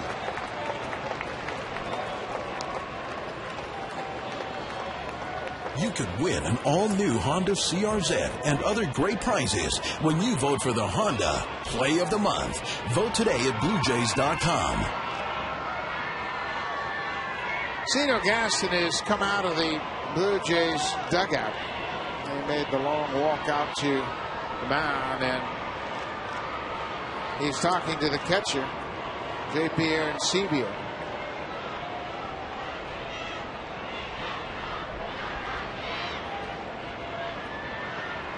It's interesting. He's talking to everybody. He asks Overbay something. He asks Arencibia, and now he makes the call for Jason Frazier. So Frazier will come on with runners at first and second. 1 out here in the 5th inning. It's a 3-1 ball game. Number 54.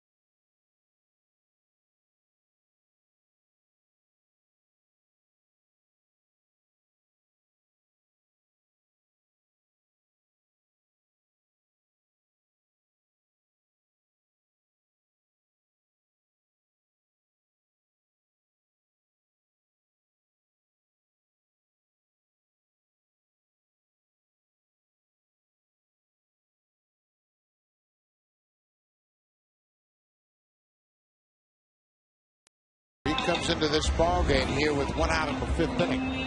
Base runners at first and second. Frazier's 51st appearance of the season. And he'll be in here to try to hold the fort, keep this a 2-run ball game. 45 innings, 44 strikeouts. Frazier last pitched on Sunday against the Angels, through 1 inning, gave up a hit and walked a batter.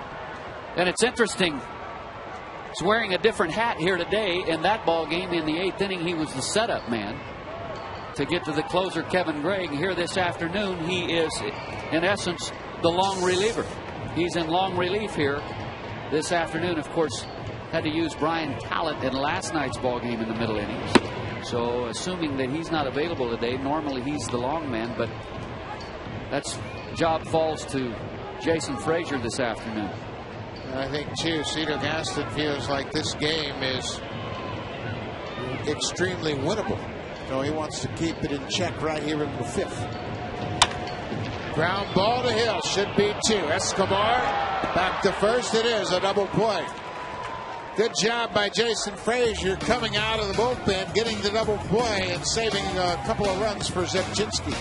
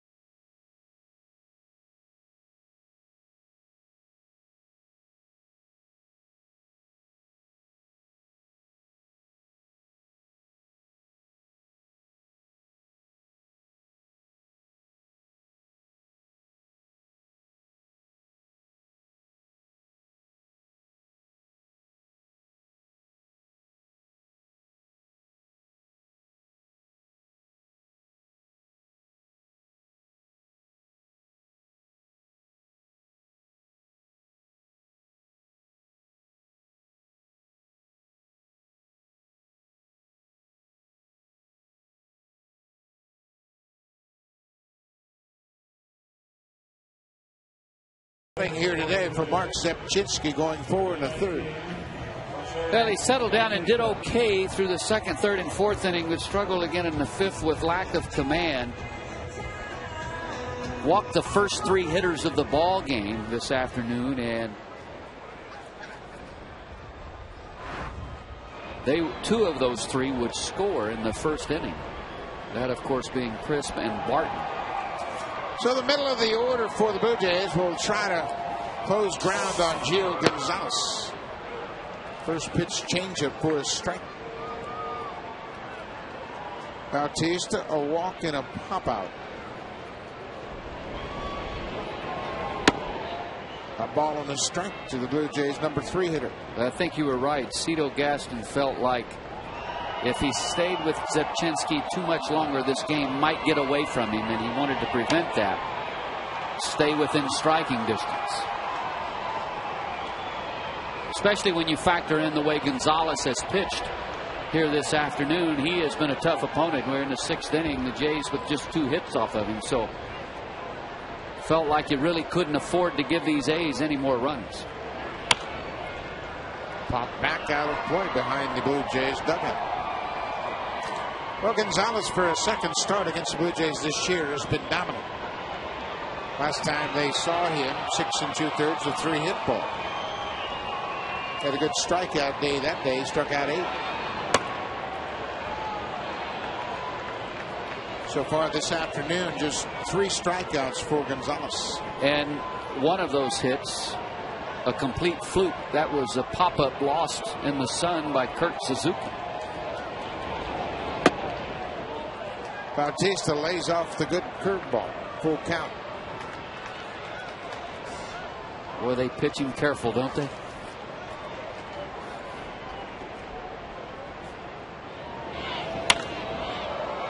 Way out in front of that fastball. It's got the distance, but it's well fouled. And to his credit, Bautista's he'll take a walk. He'll lay off a lot of those bad pitches. If you're not going to give in to him, he's demonstrated that he can be patient. 3-2. Boy, what a late swing, an emergency hack as Bautista was looking soft and got the fastball. There's no question he was looking curveball and gets the fastball. And just tried to fight it off, do something with it, try to stay alive, see another pitch. Again, that gives you an idea just how good Kurt Suzuki is. He crossed up Bautista and comes up with a big strikeout. Now, Bautista did a great job of laying off the curveball and got himself to 3-2, got a fastball, pulled it foul. I'm not sure why he decided or thought they might go curveball, because he hadn't been able to command it in that at bat. And really, for the most part here this afternoon, he's not had good command of the curveball, period. But again, the young pitcher, after giving up the long foul ball, Bautista thinking he's not going to come back with another fastball. I just missed hitting a home run. I think that's Suzuki. Brennan Wells with the ball and the strike. Wells had the only legitimate hit against Gonzalez, an opposite field double. That's a good curveball, but it's a ball. It's out of the strike zone, but it's tough to pick up the spin on it, and that's why so many of these Jays right-handers have chased it.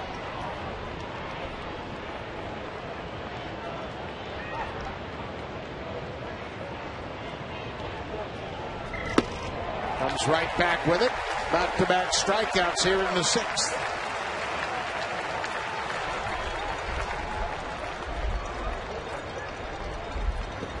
Now batting, number 26, Adam Lynn. Adam Lynn hit the ball right on the button last time up, but Cliff Bennington made a good play behind the bag at second to throw him out.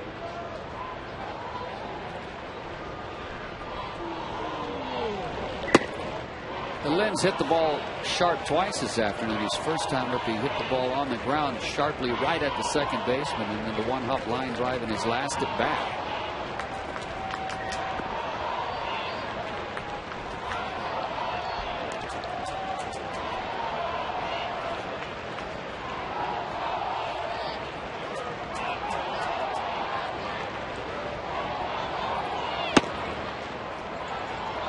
2 balls and a strike to Adam Lind. It's a 3-1 ball game. Blue Jays certainly have enough time to get right back in this game.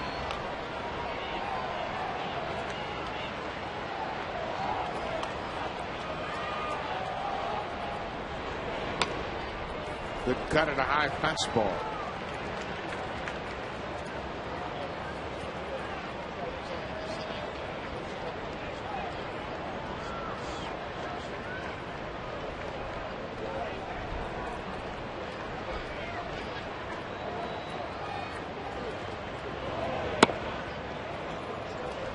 It's pretty interesting how Gonzalez basically fastball, curveball, an occasional changeup.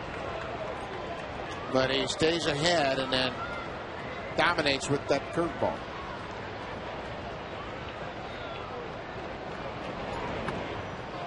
And takes the walk. So Aaron Hill will bat with a man on. Hill represents the tying run. Little surprise there with 2 out, nobody on, that he walked Lind with a 3-2 curveball. Hill looks at the fastball upstairs. Suzuki doesn't waste any time to come out and talk to his young pitcher. Kurt Young, the pitching coach, on the horn to the bullpen, and they'll go to work down the left field line. Henry Rodriguez, the hard-throwing right-hander, starts to move around. He's going to get loose.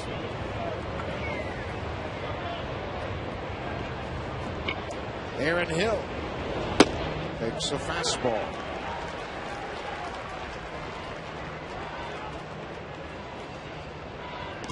Hill's 0 for 2.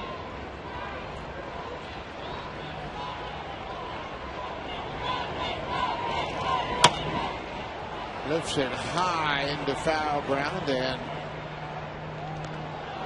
out of play.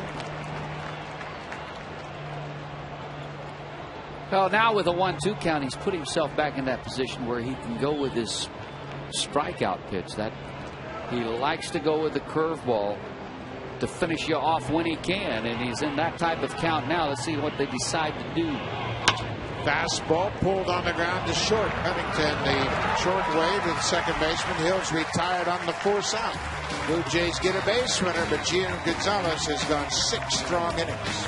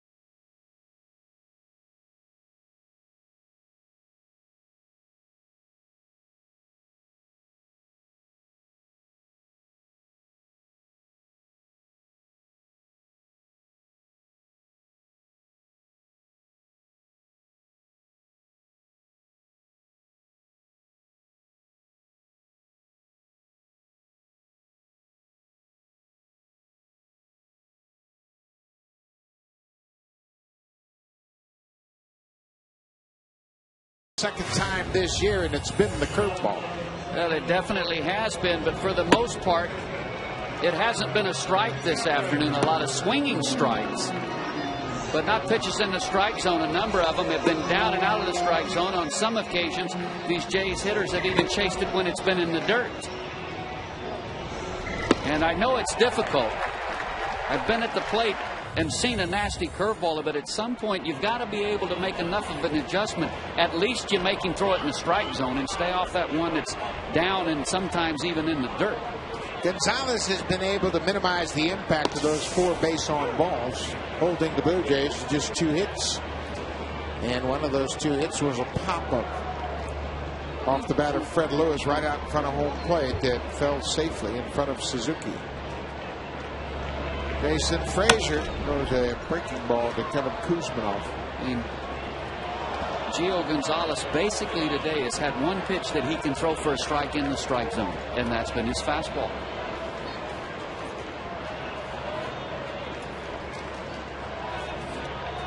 Frazier did a heck of a job coming in the 5th with runners at first and second and 1 out. Got a double play off the bat of Kurt Suzuki.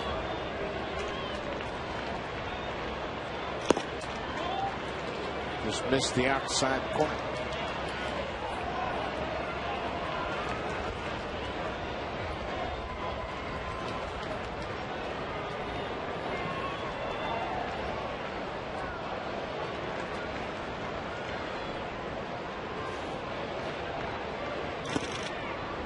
There's the strikeout. Kuzminoff goes down swinging. Now Tampa Bay, they swept the Texas Rangers. They have really had the Texas Rangers number. They went 8-6. Evan Longoria, B.J. Upton with home runs in that game. How about this? Milwaukee beats St. Louis 3-2. But Adam Wainwright loses for the first time at home this year. He was 11-0. And San Diego continues to roll. They went 5-1 over the Chicago Cubs. Clayton Richard, pitcher in that game for San Diego. Boy, Wainwright and Carpenter really carry that staff. I'd like to know what their one-loss record is compared to the rest of the starting staff with the Cardinals. Mark Ellis, that's with 1 out. Yeah, they have been a pretty effective 1-2 punch. Now, Jaime Garcia, the young left-handed rookie, is starting to pitch very consistently, and they picked up Jake Westbrook. Kyle Loesch is just back on the active roster as well, so Carpenter and Wainwright have a little help now. Drill down the left field line, but foul. Cincinnati and the St. Louis Cardinals hooked up in that race in the Central. Everybody else kind of an afterthought. Brewers are 12 back, but in that game in St. Louis today, Trevor Hoffman came on in the 9th inning and saved the game, his 598th career save.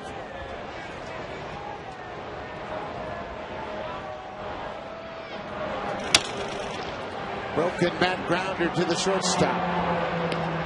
2 outs. Well, Jason Frazier, since coming into the ball game, has done an outstanding job. He entered the ball game with 2 runners aboard and 1 out in the 5th. Got a 4-6-3 double play from Suzuki.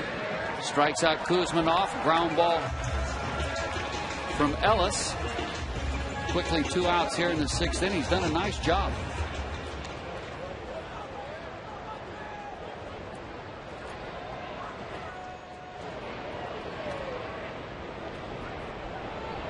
Now that is a loyal fan. Either that or he doesn't plumb Bob Center, one or the other. Maybe a little bit of both. Yeah, just can't understand. You open up the closet, you look at that costume and say, that'd be a nice thing to wear to the ballpark today. What a lovely ensemble. Yeah. Well, you never have to worry about crossing the street if you wear that. People will stop for you.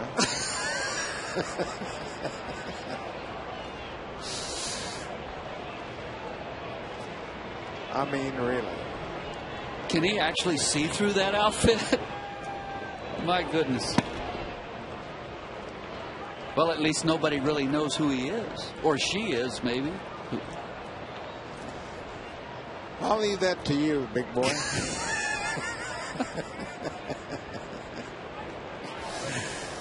We are in the 6th inning. Blue Jays trailing 3-1. Rajai Davis batting with 2 outs. Jason Frazier done a good job of holding the A's down.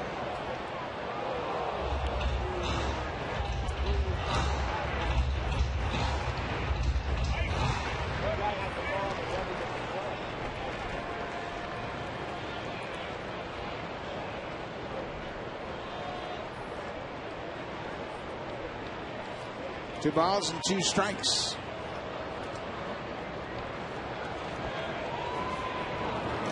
Strike 3 called. Rajai Davis caught looking at a fastball. The first 1-2-3 inning for the Blue Jays today. It's a 3-1 game.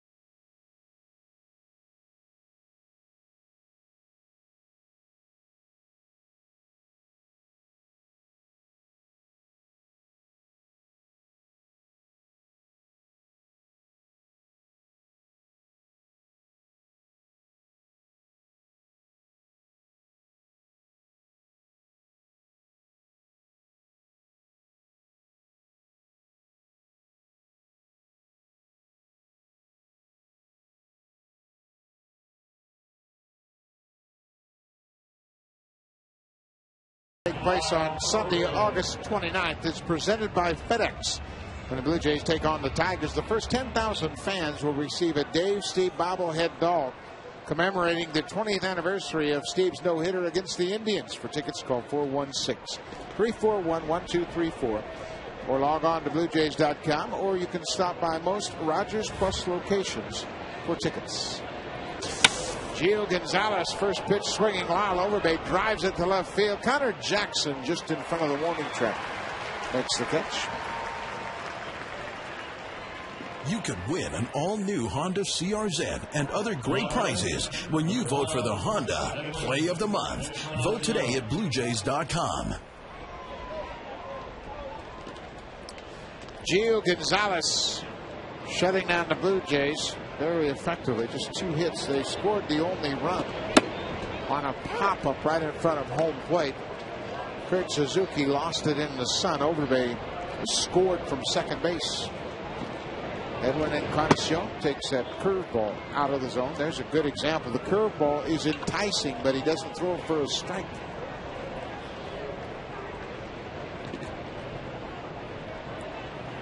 Two and 0. Well, he spots that fastball very well. Down and away at 88. Two-seamer with some pretty good late movement to it. You see the late life. In the 4-seam, he cranked that up to 92, 93. Cranked that one up too much. 3-1. Dropped the arm angle and threw a ball. Right-hander is Brad Ziegler. The left-hander is Jerry Blevins.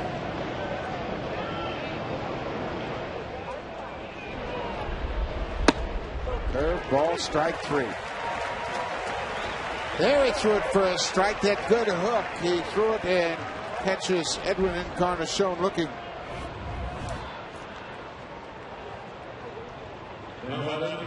Just a good pitch, a gutsy pitch, actually.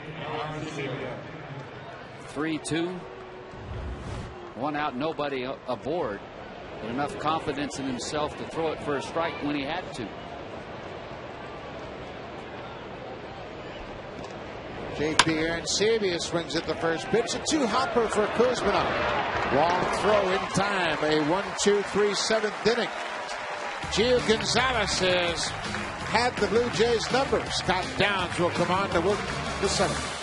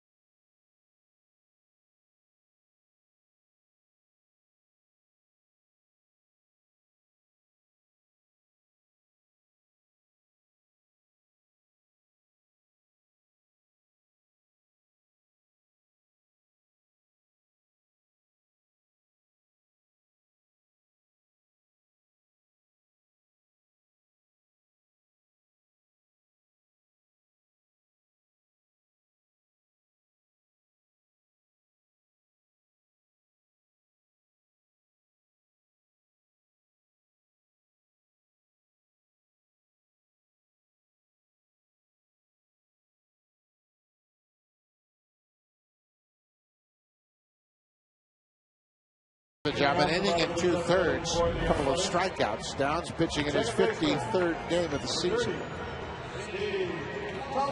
Well, the bullpen's been very good all year, and so far this afternoon it's been good for the Jays against the A's. As you mentioned, Frazier very good. Scott Downs 48 1/3 innings of work, and he has been very good as well. Gio Gonzalez has now pitched 7 innings. It extends the A's streak to 17 games in which an A's starter has pitched 6 or more innings. That's the longest streak in the majors. They have had terrific starting pitching all year long. Steve Tallison will be the first batter to face Downs. He looks at a first pitch outside. 2 balls and no strikes.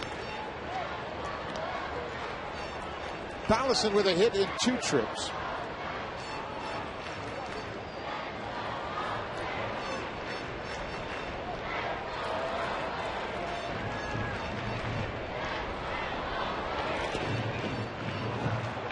(3-0). Athletics have taken advantage of the base on balls here this afternoon. Mark Zepchinski walked 5. Zepchinski walked 3 to start the game, and that would cost him a couple of first inning runs.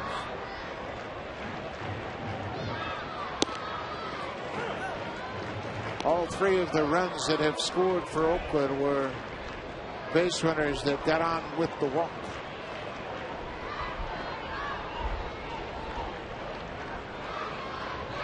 Three and 1. Drilled into center, but Vernon Wells is there. Makes the catch. 1 out here in the 7th. Zepchinski, when he did throw strikes and was in the strike zone, he actually pitched well. Again, a number of ground ball outs this afternoon, but part of the learning curve, he just walked too many hitters and he paid the price. 3 of them scored, and that's really the difference in the game this afternoon. You wonder what would have been if he makes all 5 of those hitters that he walked put the ball in play. Might still be in this ball game and have shut the A's out to this point. Cliff Pennington shows bunt, pulls the bat back. Pennington walked in, scored one of those runs in the 2nd inning.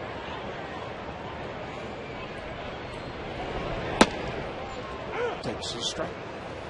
Been impressed with the way that he's played shortstop in this series. Very good range, especially to his glove side, to his left, and he can really throw. Outstanding throwing arm. There's a curveball for a strike. Downs ahead, a ball and 2 strikes. Well, when you have a good pitching staff, you want to make sure you have good defense, and Pennington provides that at shortstop.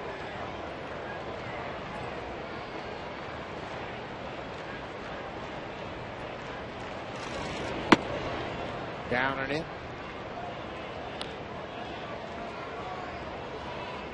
They have a very good catcher here in Oakland in Kurt Suzuki. Pennington at shortstop. They mix it up with Mark Ellis at second base.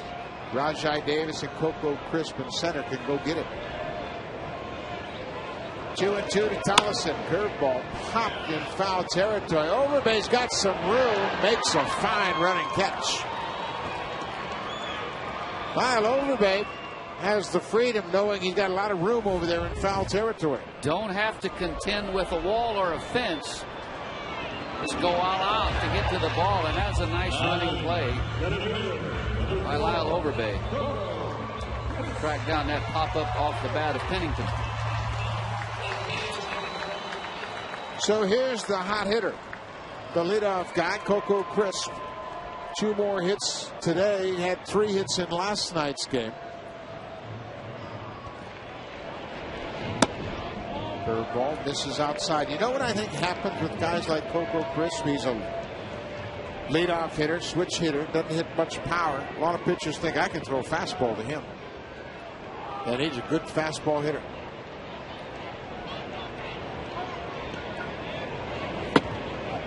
You know what? You just go an awful lot on by what you see, and you think, well, he's not a strong guy. I could probably overpower him. Same is the case with Dustin Pedroia. Now, I can hit my fastball to that guy, and he can't catch up with it. Not true. 2 balls and no strikes. 3-0. Doesn't matter how hard you throw it to Dustin Pedroia. If you get it middle in, I don't care if it's up or down, he can hit it. And he can hit it hard. And, you know, for his swing, he has great hand-eye coordination. He doesn't strike out a lot. Last year, about once every 16 at-bats, 15.9 to be exact.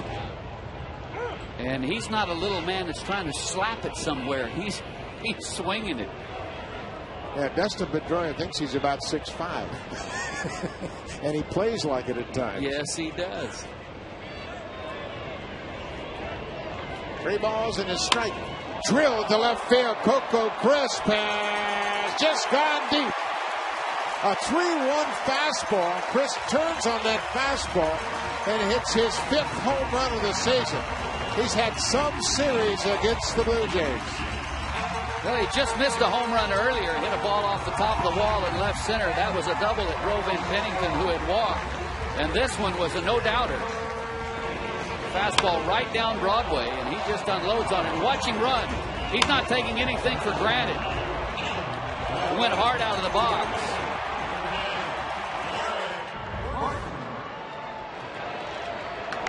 But he's been the offense the last 2 days. 4th home run for the Athletics in the month of August. Derek Barton lays off that first pitch. A 2-out home run by Coco Crisp. Another 3-hit night or afternoon here for Crisp.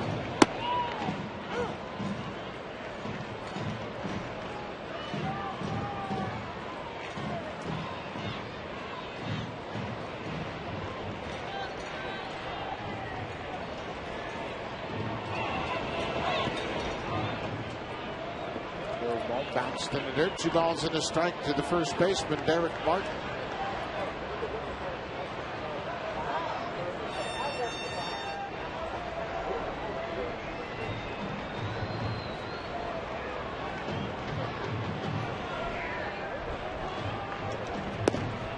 Good fastball. Swings right over the top of that sinker.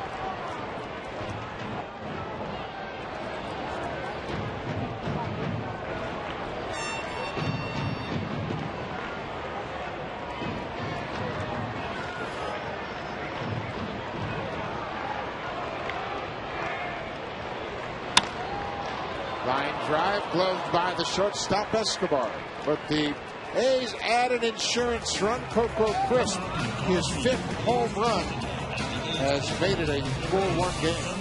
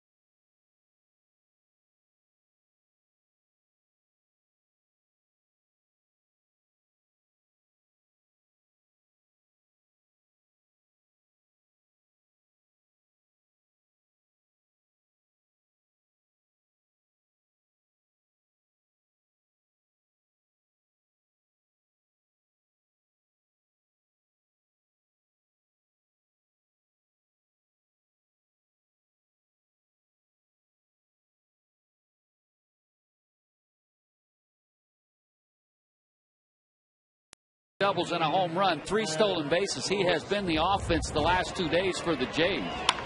And watch this. He hits this home run right out of the box. He's running hard all the way, not taking anything for granted. There he breaks it down a little bit, but definitely had extra bases in mind.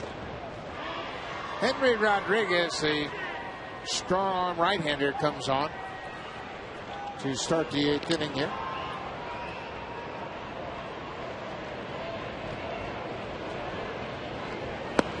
Rodriguez came into the game on Monday and threw several pitches 100 miles an hour.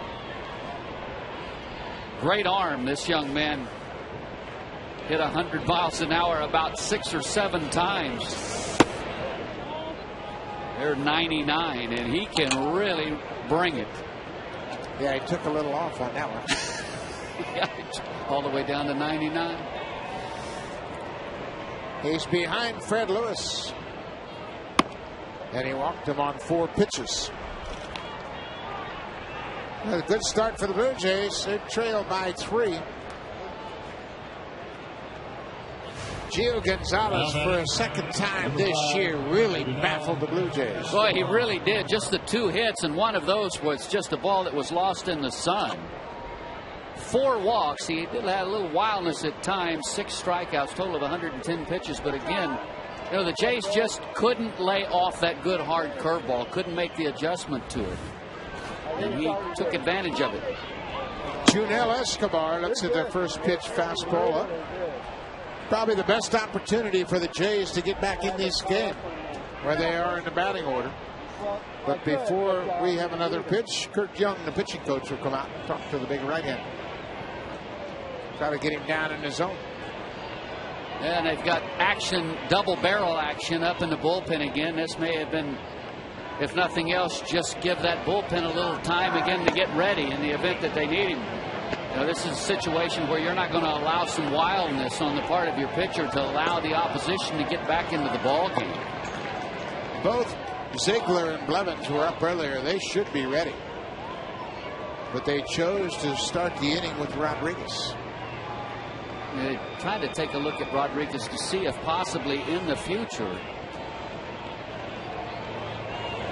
he could be a setup man or a closer. He most certainly has that type of arm, but you have to be able to come into ball games and throw strikes. You can't come into the game late with a lead and be wild. Efficiency late in the ball game is essential. A ball in the strike, way outside. Blue Jays are a base runner away from getting the tying run to the plate. And that's exactly what they're thinking in the A's dugout. You mess around and walk this guy, and then you bring the major league leader in home runs to the plate, and with one swing you give the Jays a chance to tie it up. Jose Bautista with 37 homers and 90 RBI. And he can hit the good fastball.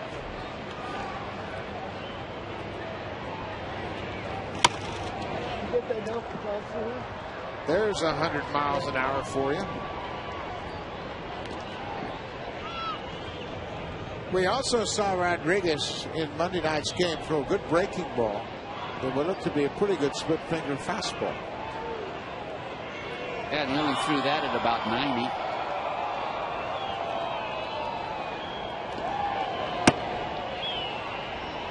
But a good slider that missed. And a good job by Escobar to lay off of it. Anytime a guy can throw 99, 100 miles an hour, you get so geared up to try to catch up with the fastball, you'll chase something off speed that's borderline. Full count to Escobar. Nobody out. Driven down the right field line, but it'll slice into the bullpen and out of play. You mentioned the Blue Jays. This might be their best opportunity to get back in this game. 8th inning, nobody out.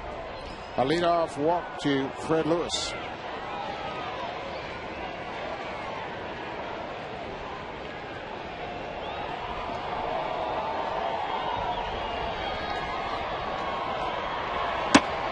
High fastball, swing and a miss. Escobar strikes out. One thing you know about the Blue Jays, they get a couple of runners on, somebody runs into one, and it's a different story. Blue Jays 20 home runs ahead of the Boston Red Sox. Lead the major leagues in long balls. Well, they're the type of ball club that if you watch them day in, day out, they're not trying to take the ball up the middle of the other way. They swing to hit the ball out of the ballpark for the most part up and down this lineup. And the man that leads the pack, actually all of Major League Baseball, is at the plate with 37. 1 for 9 in the series for Bautista. Good grip at the fastball. But that one hit was a home run. It was a solo shot on Monday night against Brett Anderson.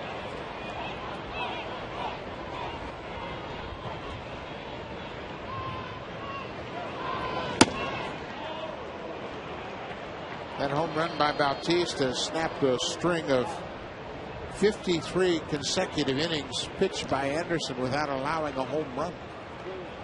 Well, that was a 3-0 count, and he had the green light. 2 balls and a strike. And it was a situation where Anderson was just trying to throw a strike. Probably felt like Bautista would be taking 3-0, and he got a fastball right out over the plate. Hit it off the foul pole. That broke the scoreless tie.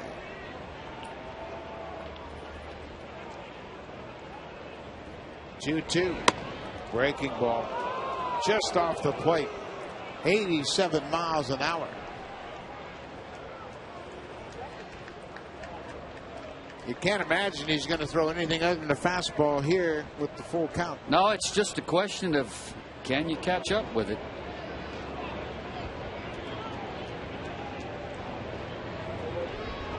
This right here is probably going to be some old-fashioned country hardball. Here it comes.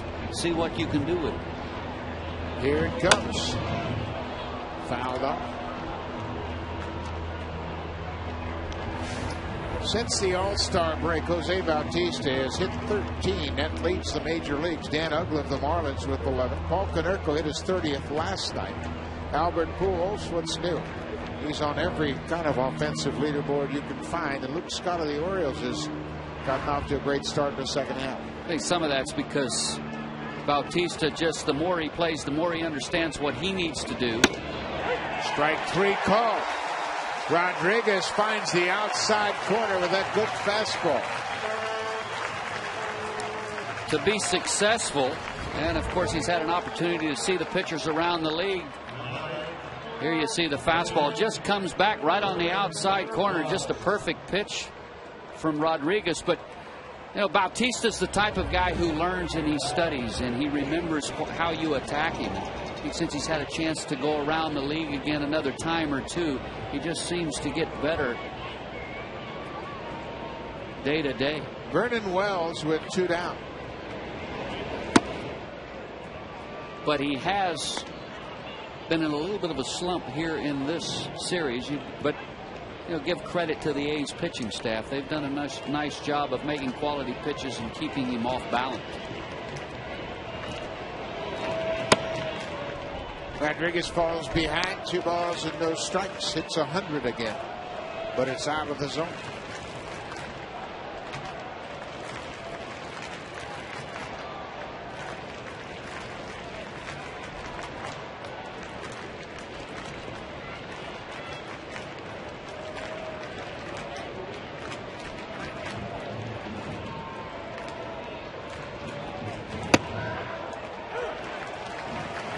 Right at the knees.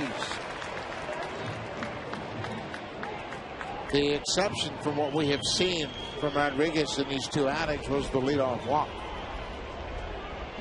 It wasn't close to Fred Lewis.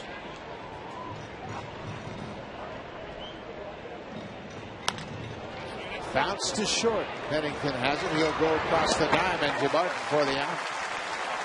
Henry Rodriguez comes out of the bullpen, walks the first batter, gets 2 strikeouts, and strands the base runner.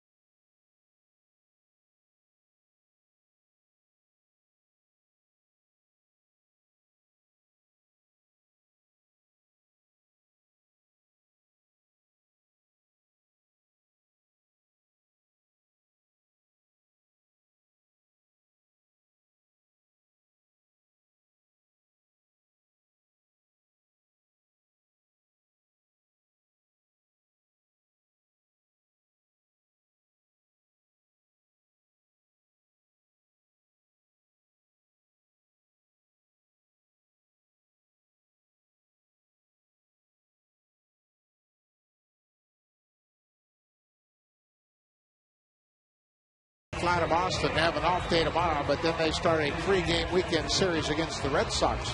Friday night on Rogers Sportsnet will be Brett Cecil against John Lester. A couple of good left-handers going. Ricky Romero takes on Daisuke Matsuzaka. Saturday night game time, 7:10 Eastern time. And on Sunday, the road trip finale, Sean Markham will go up against Clay Buchholz, who won his 14th game last time out against the Angels. Well, that starting pitching for the Red Sox has been all that's really kept them, for the most part, in striking distance with all the injuries that they've had. 5.5 back. Casey Jansen in here to pitch the bottom of the 8th. Solid numbers, 3.88 ERA.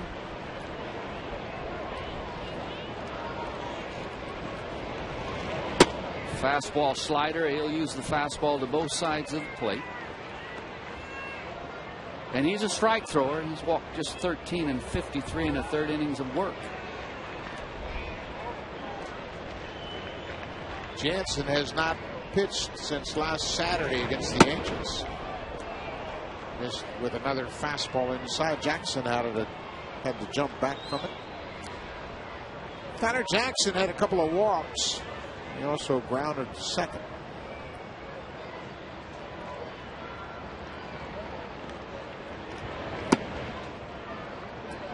3 balls and a strike to start the bottom of the 8th.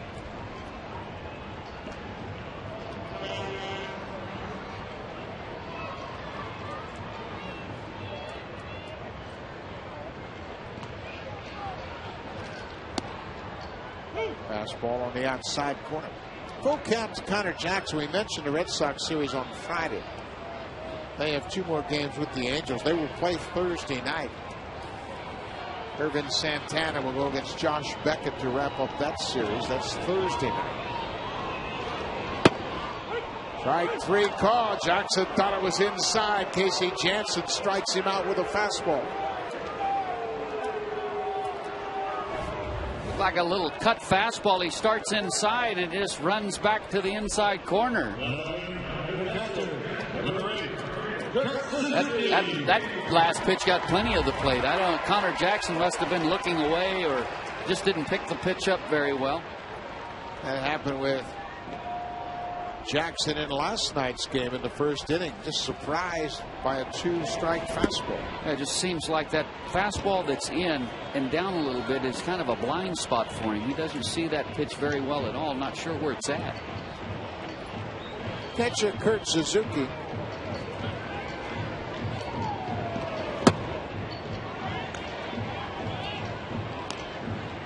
Jansen showing a little bit of rust. He's always got the ability to throw strikes.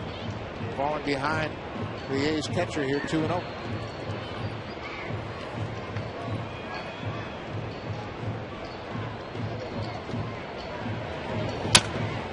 Ball is hammered but well fouled.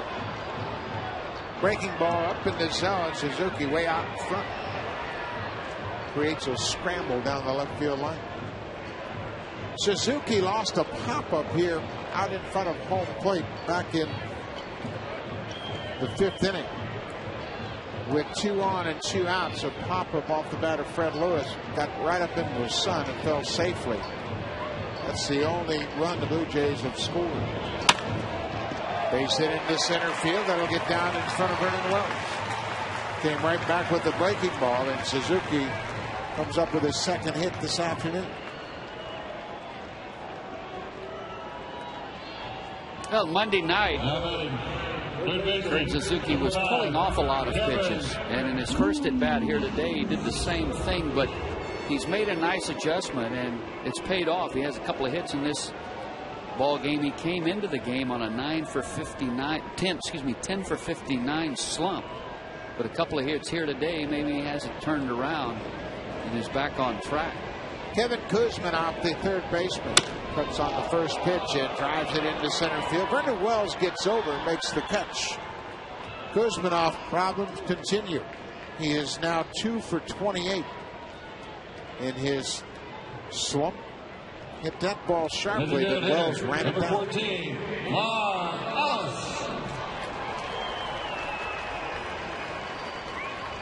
Mark Ellis, the DH, he'll want to get back to second base. He had an offer in the DH spot today.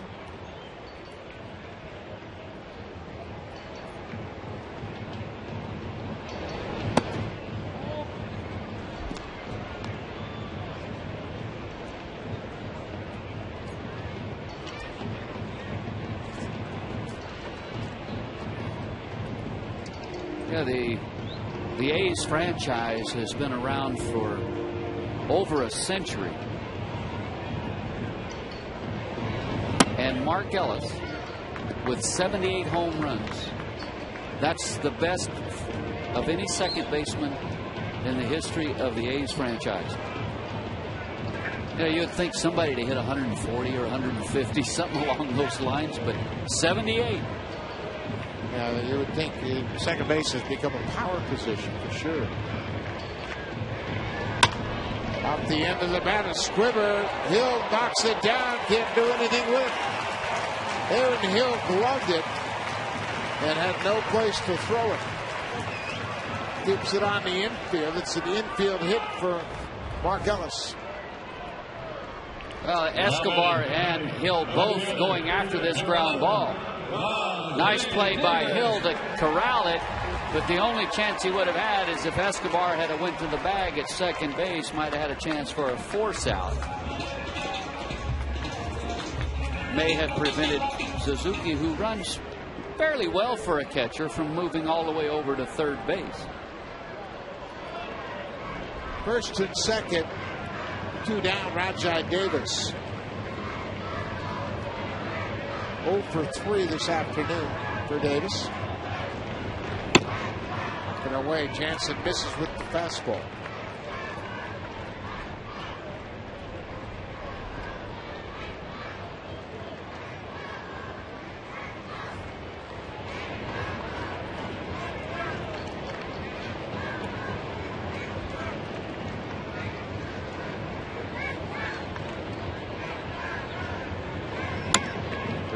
Just barely got a piece of it.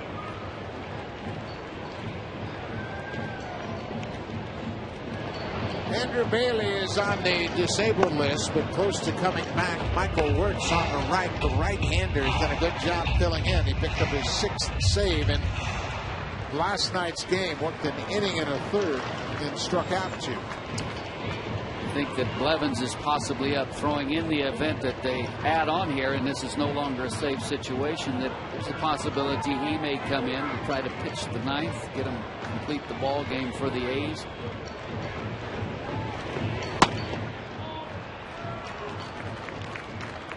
Oakland trying to win their 6th consecutive series here at home.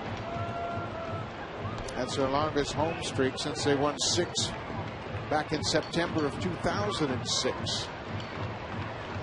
And their home record stands at 35-25.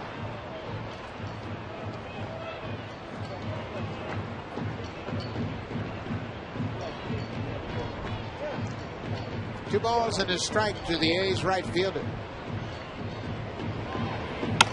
Breaking ball popped out of play.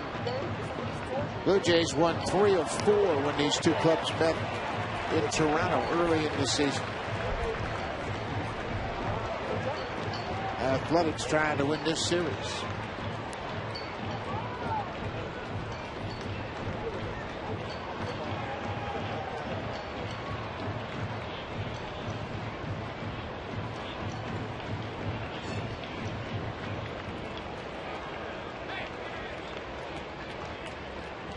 Two and two. Looped into center field, but Vernon Wells will make a catch, and Rajai Davis is retired. Casey Jansen strands a couple of base runners. It'll be Michael Wirtz coming on looking for the save. Oakland leads it 4-1.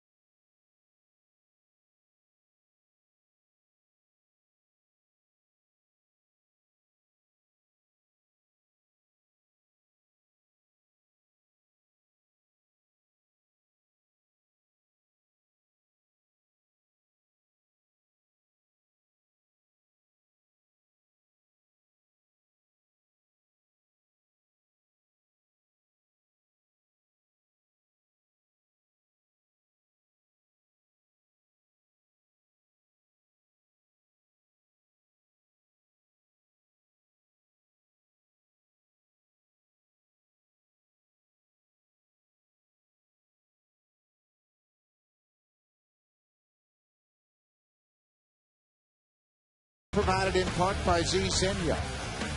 Statistical information provided by Stats Inc. Music provided by Universal Canada.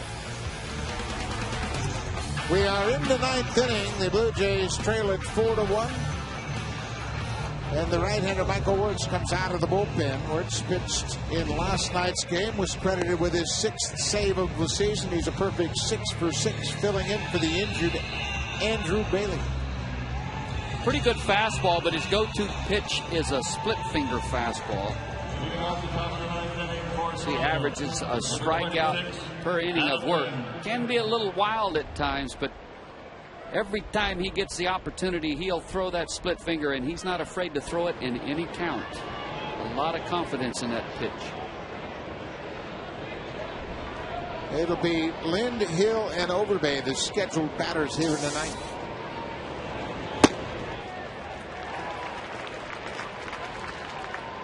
Blue Jays have scuffled offensively. 6 hits in their last 17 innings.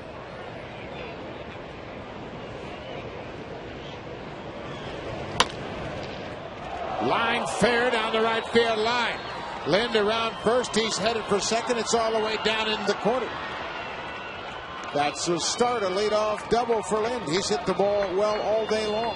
For the third time today, Adam Lind hits the ball hard. He hit the ball very hard on the ground to the second baseman. A one-hop line drive to the shortstop. There's the split. And he just keeps his hands back, goes down, digs it out, and drives it down into the right field corner. So, finally pays off here this afternoon for Adam Lind. Aaron Hill checks his swing and fouls it off the catcher.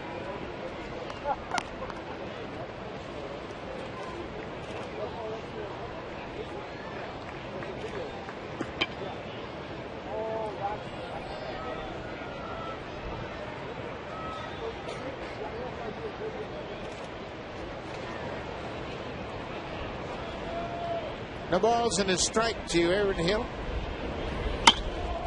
Late on a fastball. It's 0-2.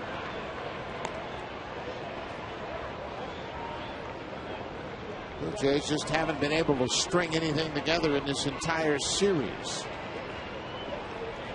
Travis Snyder is available for Cito Gaston should he want a pinch hitter.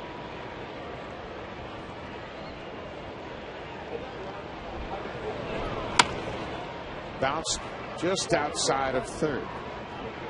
Well, if you're the Jays, your thought right here is just let us just get one more guy aboard. If we can get another guy on base, and then give yourself a chance to tie it with one swing of the bat.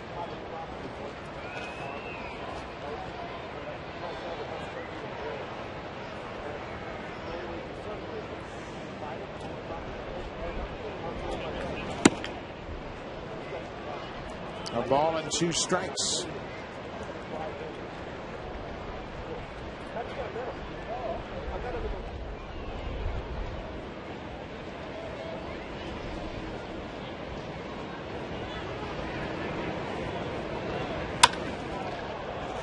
Into center field, Coco Chris makes the play. Hill's retired, 1 out here in the ninth.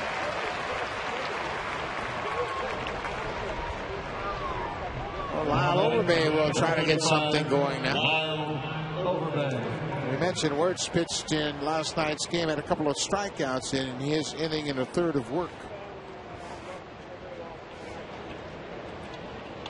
Done a nice job in the closer's role, filling in.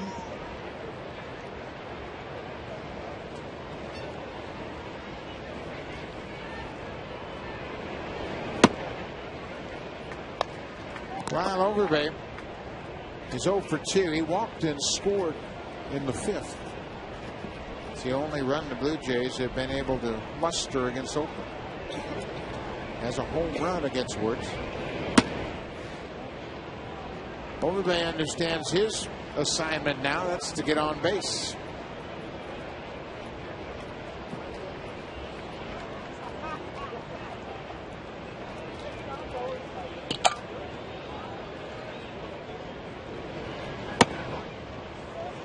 And he's a ball away from doing that. 3-0. Nobody warming up behind Michael Wirtz.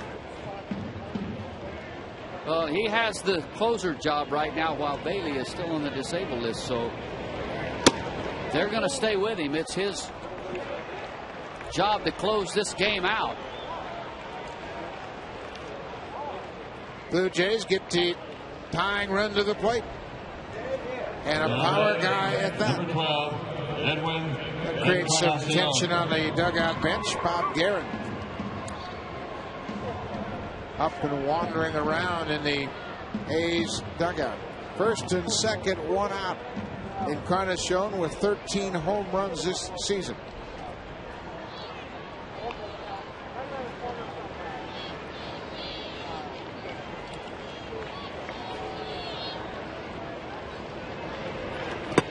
Well, it's never easy, is it?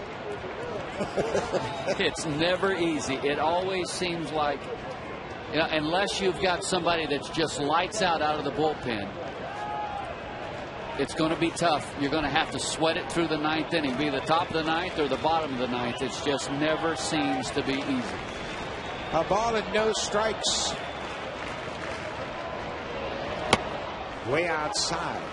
You ought to sit down in that dugout as the manager and go through these innings. It's like, can anybody throw a strike? Cedar Gaston knows he's one swing away from tying this thing up. What I couldn't deal with is, do you realize the situation? I mean, okay, Lim doubles, Hill flies out. The next, you can't walk the next guy. You've got to make him put the ball in play. Even if that means you've just got to give in and throw the ball right, try to take a fastball and throw it right down the middle of the plate. And if he parks it and hits it out of the ballpark, then he does. But don't pitch yourself into trouble with wildness. I mean, I would think a major league pitcher, at least they should be able to, anytime they want to just take a fastball and throw a strike with it. Maybe I'm wrong. Michael Wirtz, 2-0 pitch to Edwin Encarnacion. 3-0.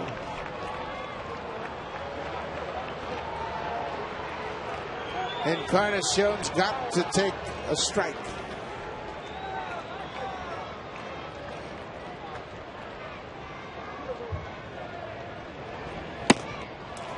Bases are loaded.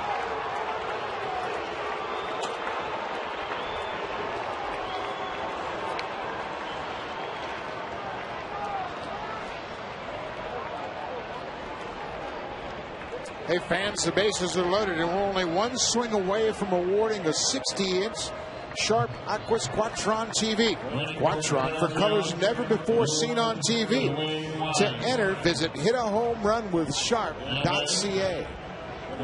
Dwayne Wise has come off the bench to pitch run.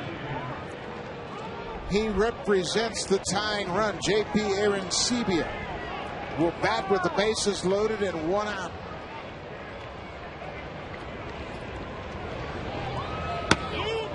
Breaking ball way out of the zone. Arancibia chased a couple of breaking balls in his last at bat. He needs to force Wirtz into throwing a strike with a fastball.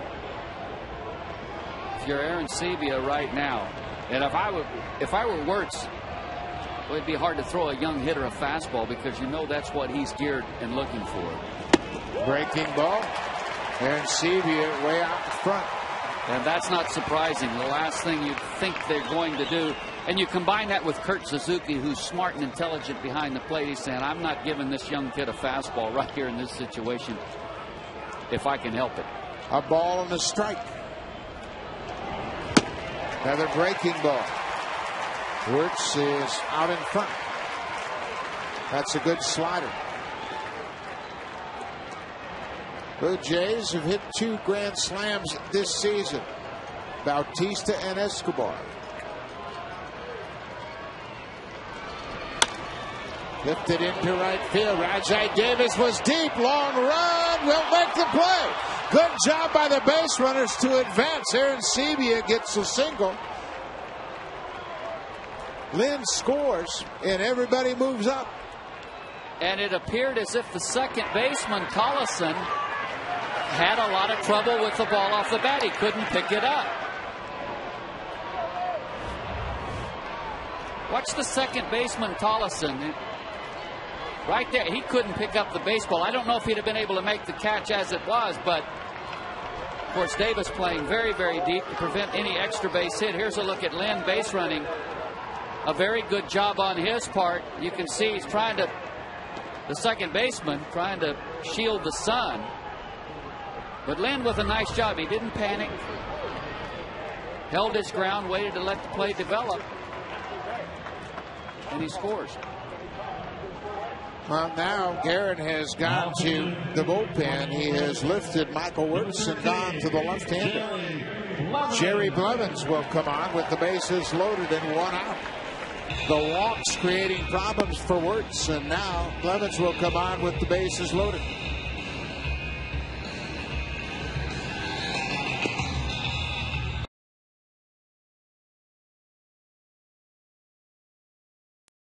Flare into right field. Drives in the second run. He is now taken out for the pinch runner as Travis Snyder has come on. Getting some instructions from Omar Maladay, the first base coach.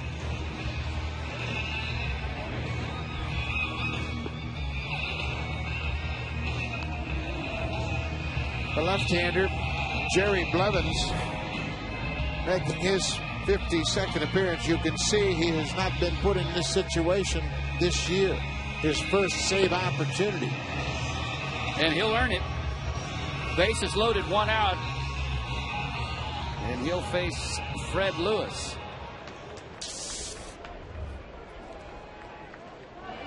Lewis hit that pop-up that fell safely in front of the catcher, Kurt Suzuki. So he has a hit and an RBI. Feel that unless Lewis hits into a double play, that Blevins is in here just to face the left-hander with Escobar, the right-hander, on deck. Fastball catches the outside corner. Little crossfire delivery. Fred Lewis will have to try to go the opposite way against Blevins. That would be a good approach. Blue Jays are down by 2. Inside corner. Blevins comes in and does exactly what Bob Garrett hoped he would do. He throws strikes.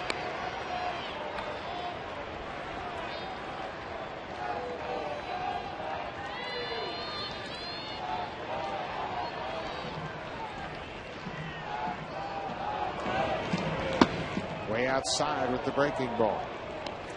The bases are loaded. We are in the 9th with 1 out. Well, and the ability of Kurt Suzuki to move around like he does behind the plate really frees you up in this situation to go to that good finish breaking ball. You're not afraid to make sure you get it down and off the plate. Base hit up the middle. This should tie it. Here comes Wise around third. He will score, and we are tied at 4-all. Fred Lewis has delivered his 3rd RBI of the day.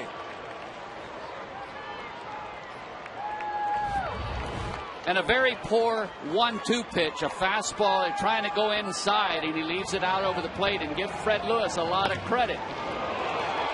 Drives it right back up the middle. And of course, Wise with his speed is going to score easily from second base. And you were right about Blevins having the assignment of one guy, but he couldn't get Fred Lewis, and we are tied. Blevins will leave, and he'll hand the ball over to Brad Ziegler. Ziegler, the right-hander, will try to keep the Blue Jays tied here in the 9th.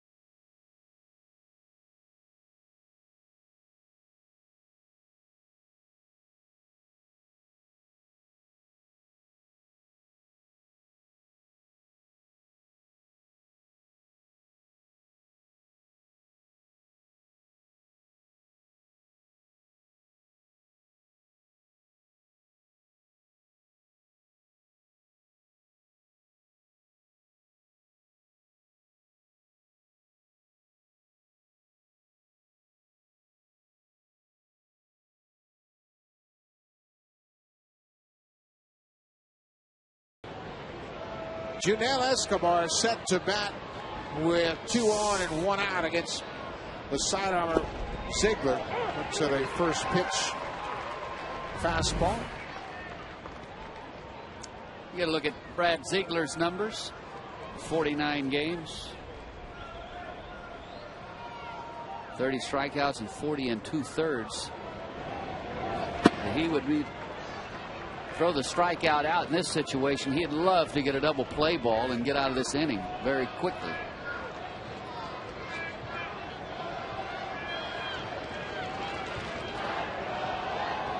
One to Escobar.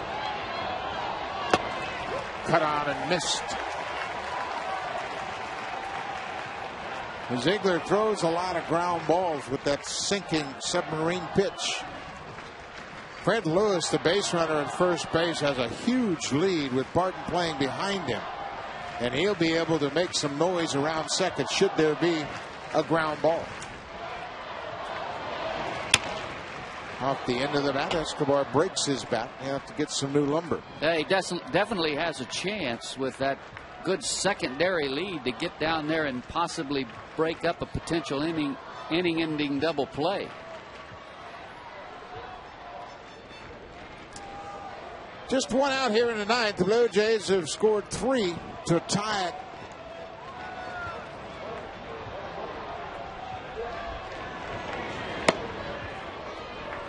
Two and two.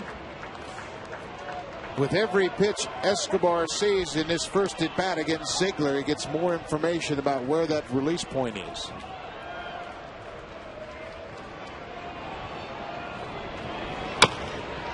Bounced foul. First time Escobar has faced the A's Submariner.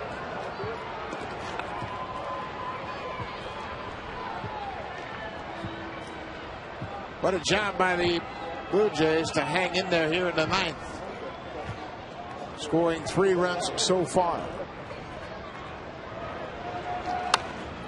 Breaking ball, foul out of play. Got a pretty good pitch to hit. Yes, he did, and he wasn't fooled. As a matter of fact, if anything, he let it get a little too deep. But Ziegler fortunate to get away with a mistake with that last pitch. 2 balls and 2 strikes. Foul ball just outside of first. Omar Malavey, the first base coach, is going to argue the point with Tim Timmons. Timmons said, hey, I had it outside the bag. Malavey said, man, that ball hit in fair territory. Now he's going to be supported by the skipper. Cito Gaston has come out to ask Timmons about that play. Well, Omar Malavey he just never has too much to say. And you couldn't really tell there, but boy, that was close. Tim Timmons, the first base umpire, waved it foul. It'll be another 2-2 pitch to Escobar. When you have a player or a coach that generally doesn't question too much, when they do, it leads you to think that the ball was fair. Full count. Boy, do you start the runners here? Ziegler, not a big strikeout guy. He throws a lot of ground balls. Snyder's got good speed at second. Lewis at first. And but you have to have discipline at the plate here. Just keep a good approach. Not running. There's the ground ball. Lewis at second base. Doesn't get him. Double play. Escobar grounds into the double play. Lewis couldn't disrupt the timing around the bag. Ziegler does his job, but we are tied at 4.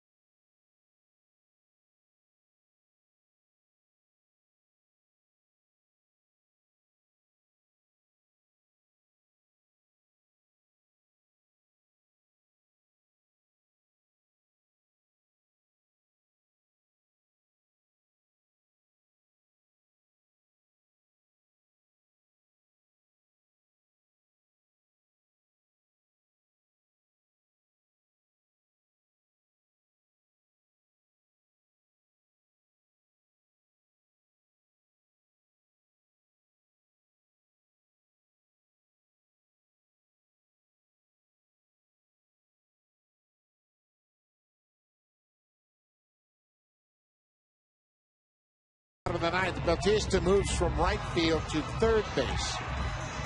Travis Snyder, who came on as a pinch runner, takes over in left defensively. Dwayne Wise also came into the game as a pinch runner. He takes over in right. And Jose Molina will get the call behind the plate. JP Arancibia was lifted for the pinch runner Snyder. So Molina is in the first spot in the order. So Casey Jansen will work to the 8-9-1 batters in the order here in this 4-4 game, bottom of the ninth. Steve Tollison looks at an inside fastball. It's a strike.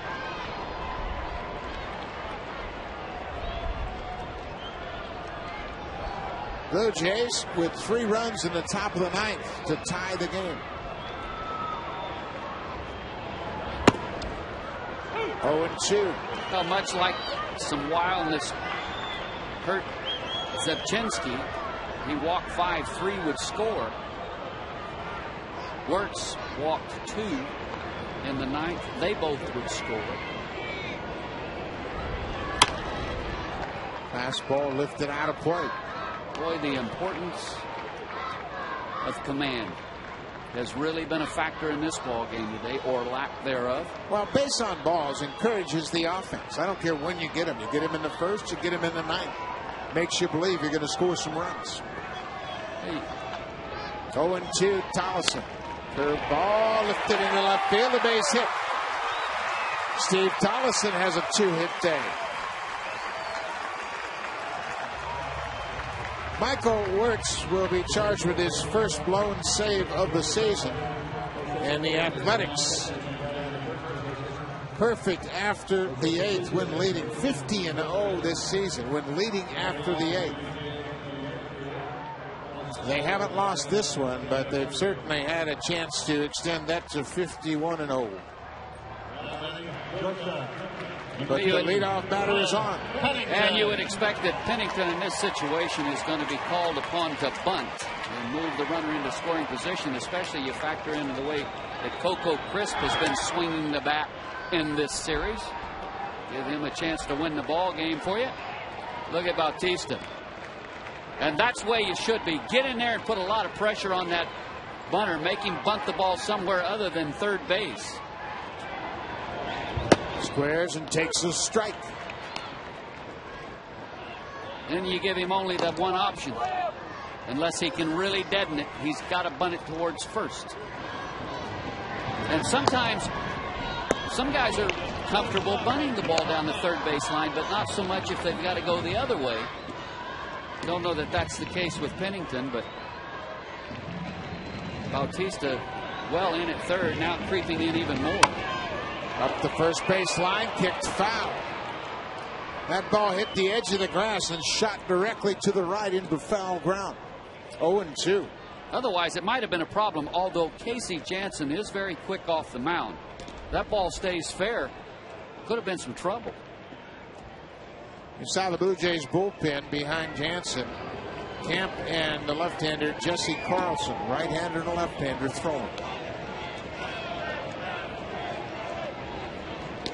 Bautista is going to stay well in front of third, guarding against the possible 2-strike bunt.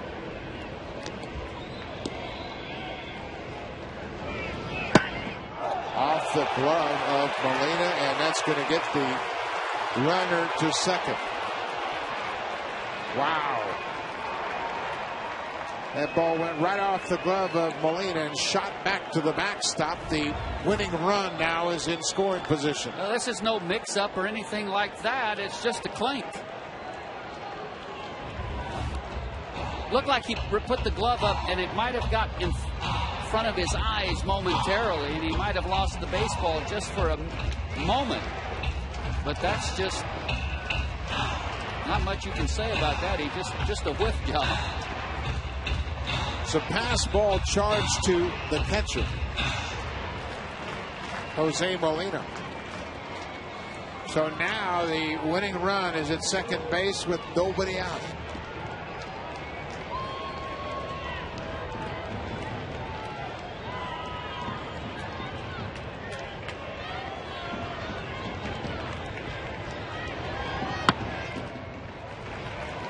With the defensive realignment, you've lost your best outfield arm with Bautista now at third base. Wise throws well, Snyder throws well, but he's the best in the league. Now he's playing third.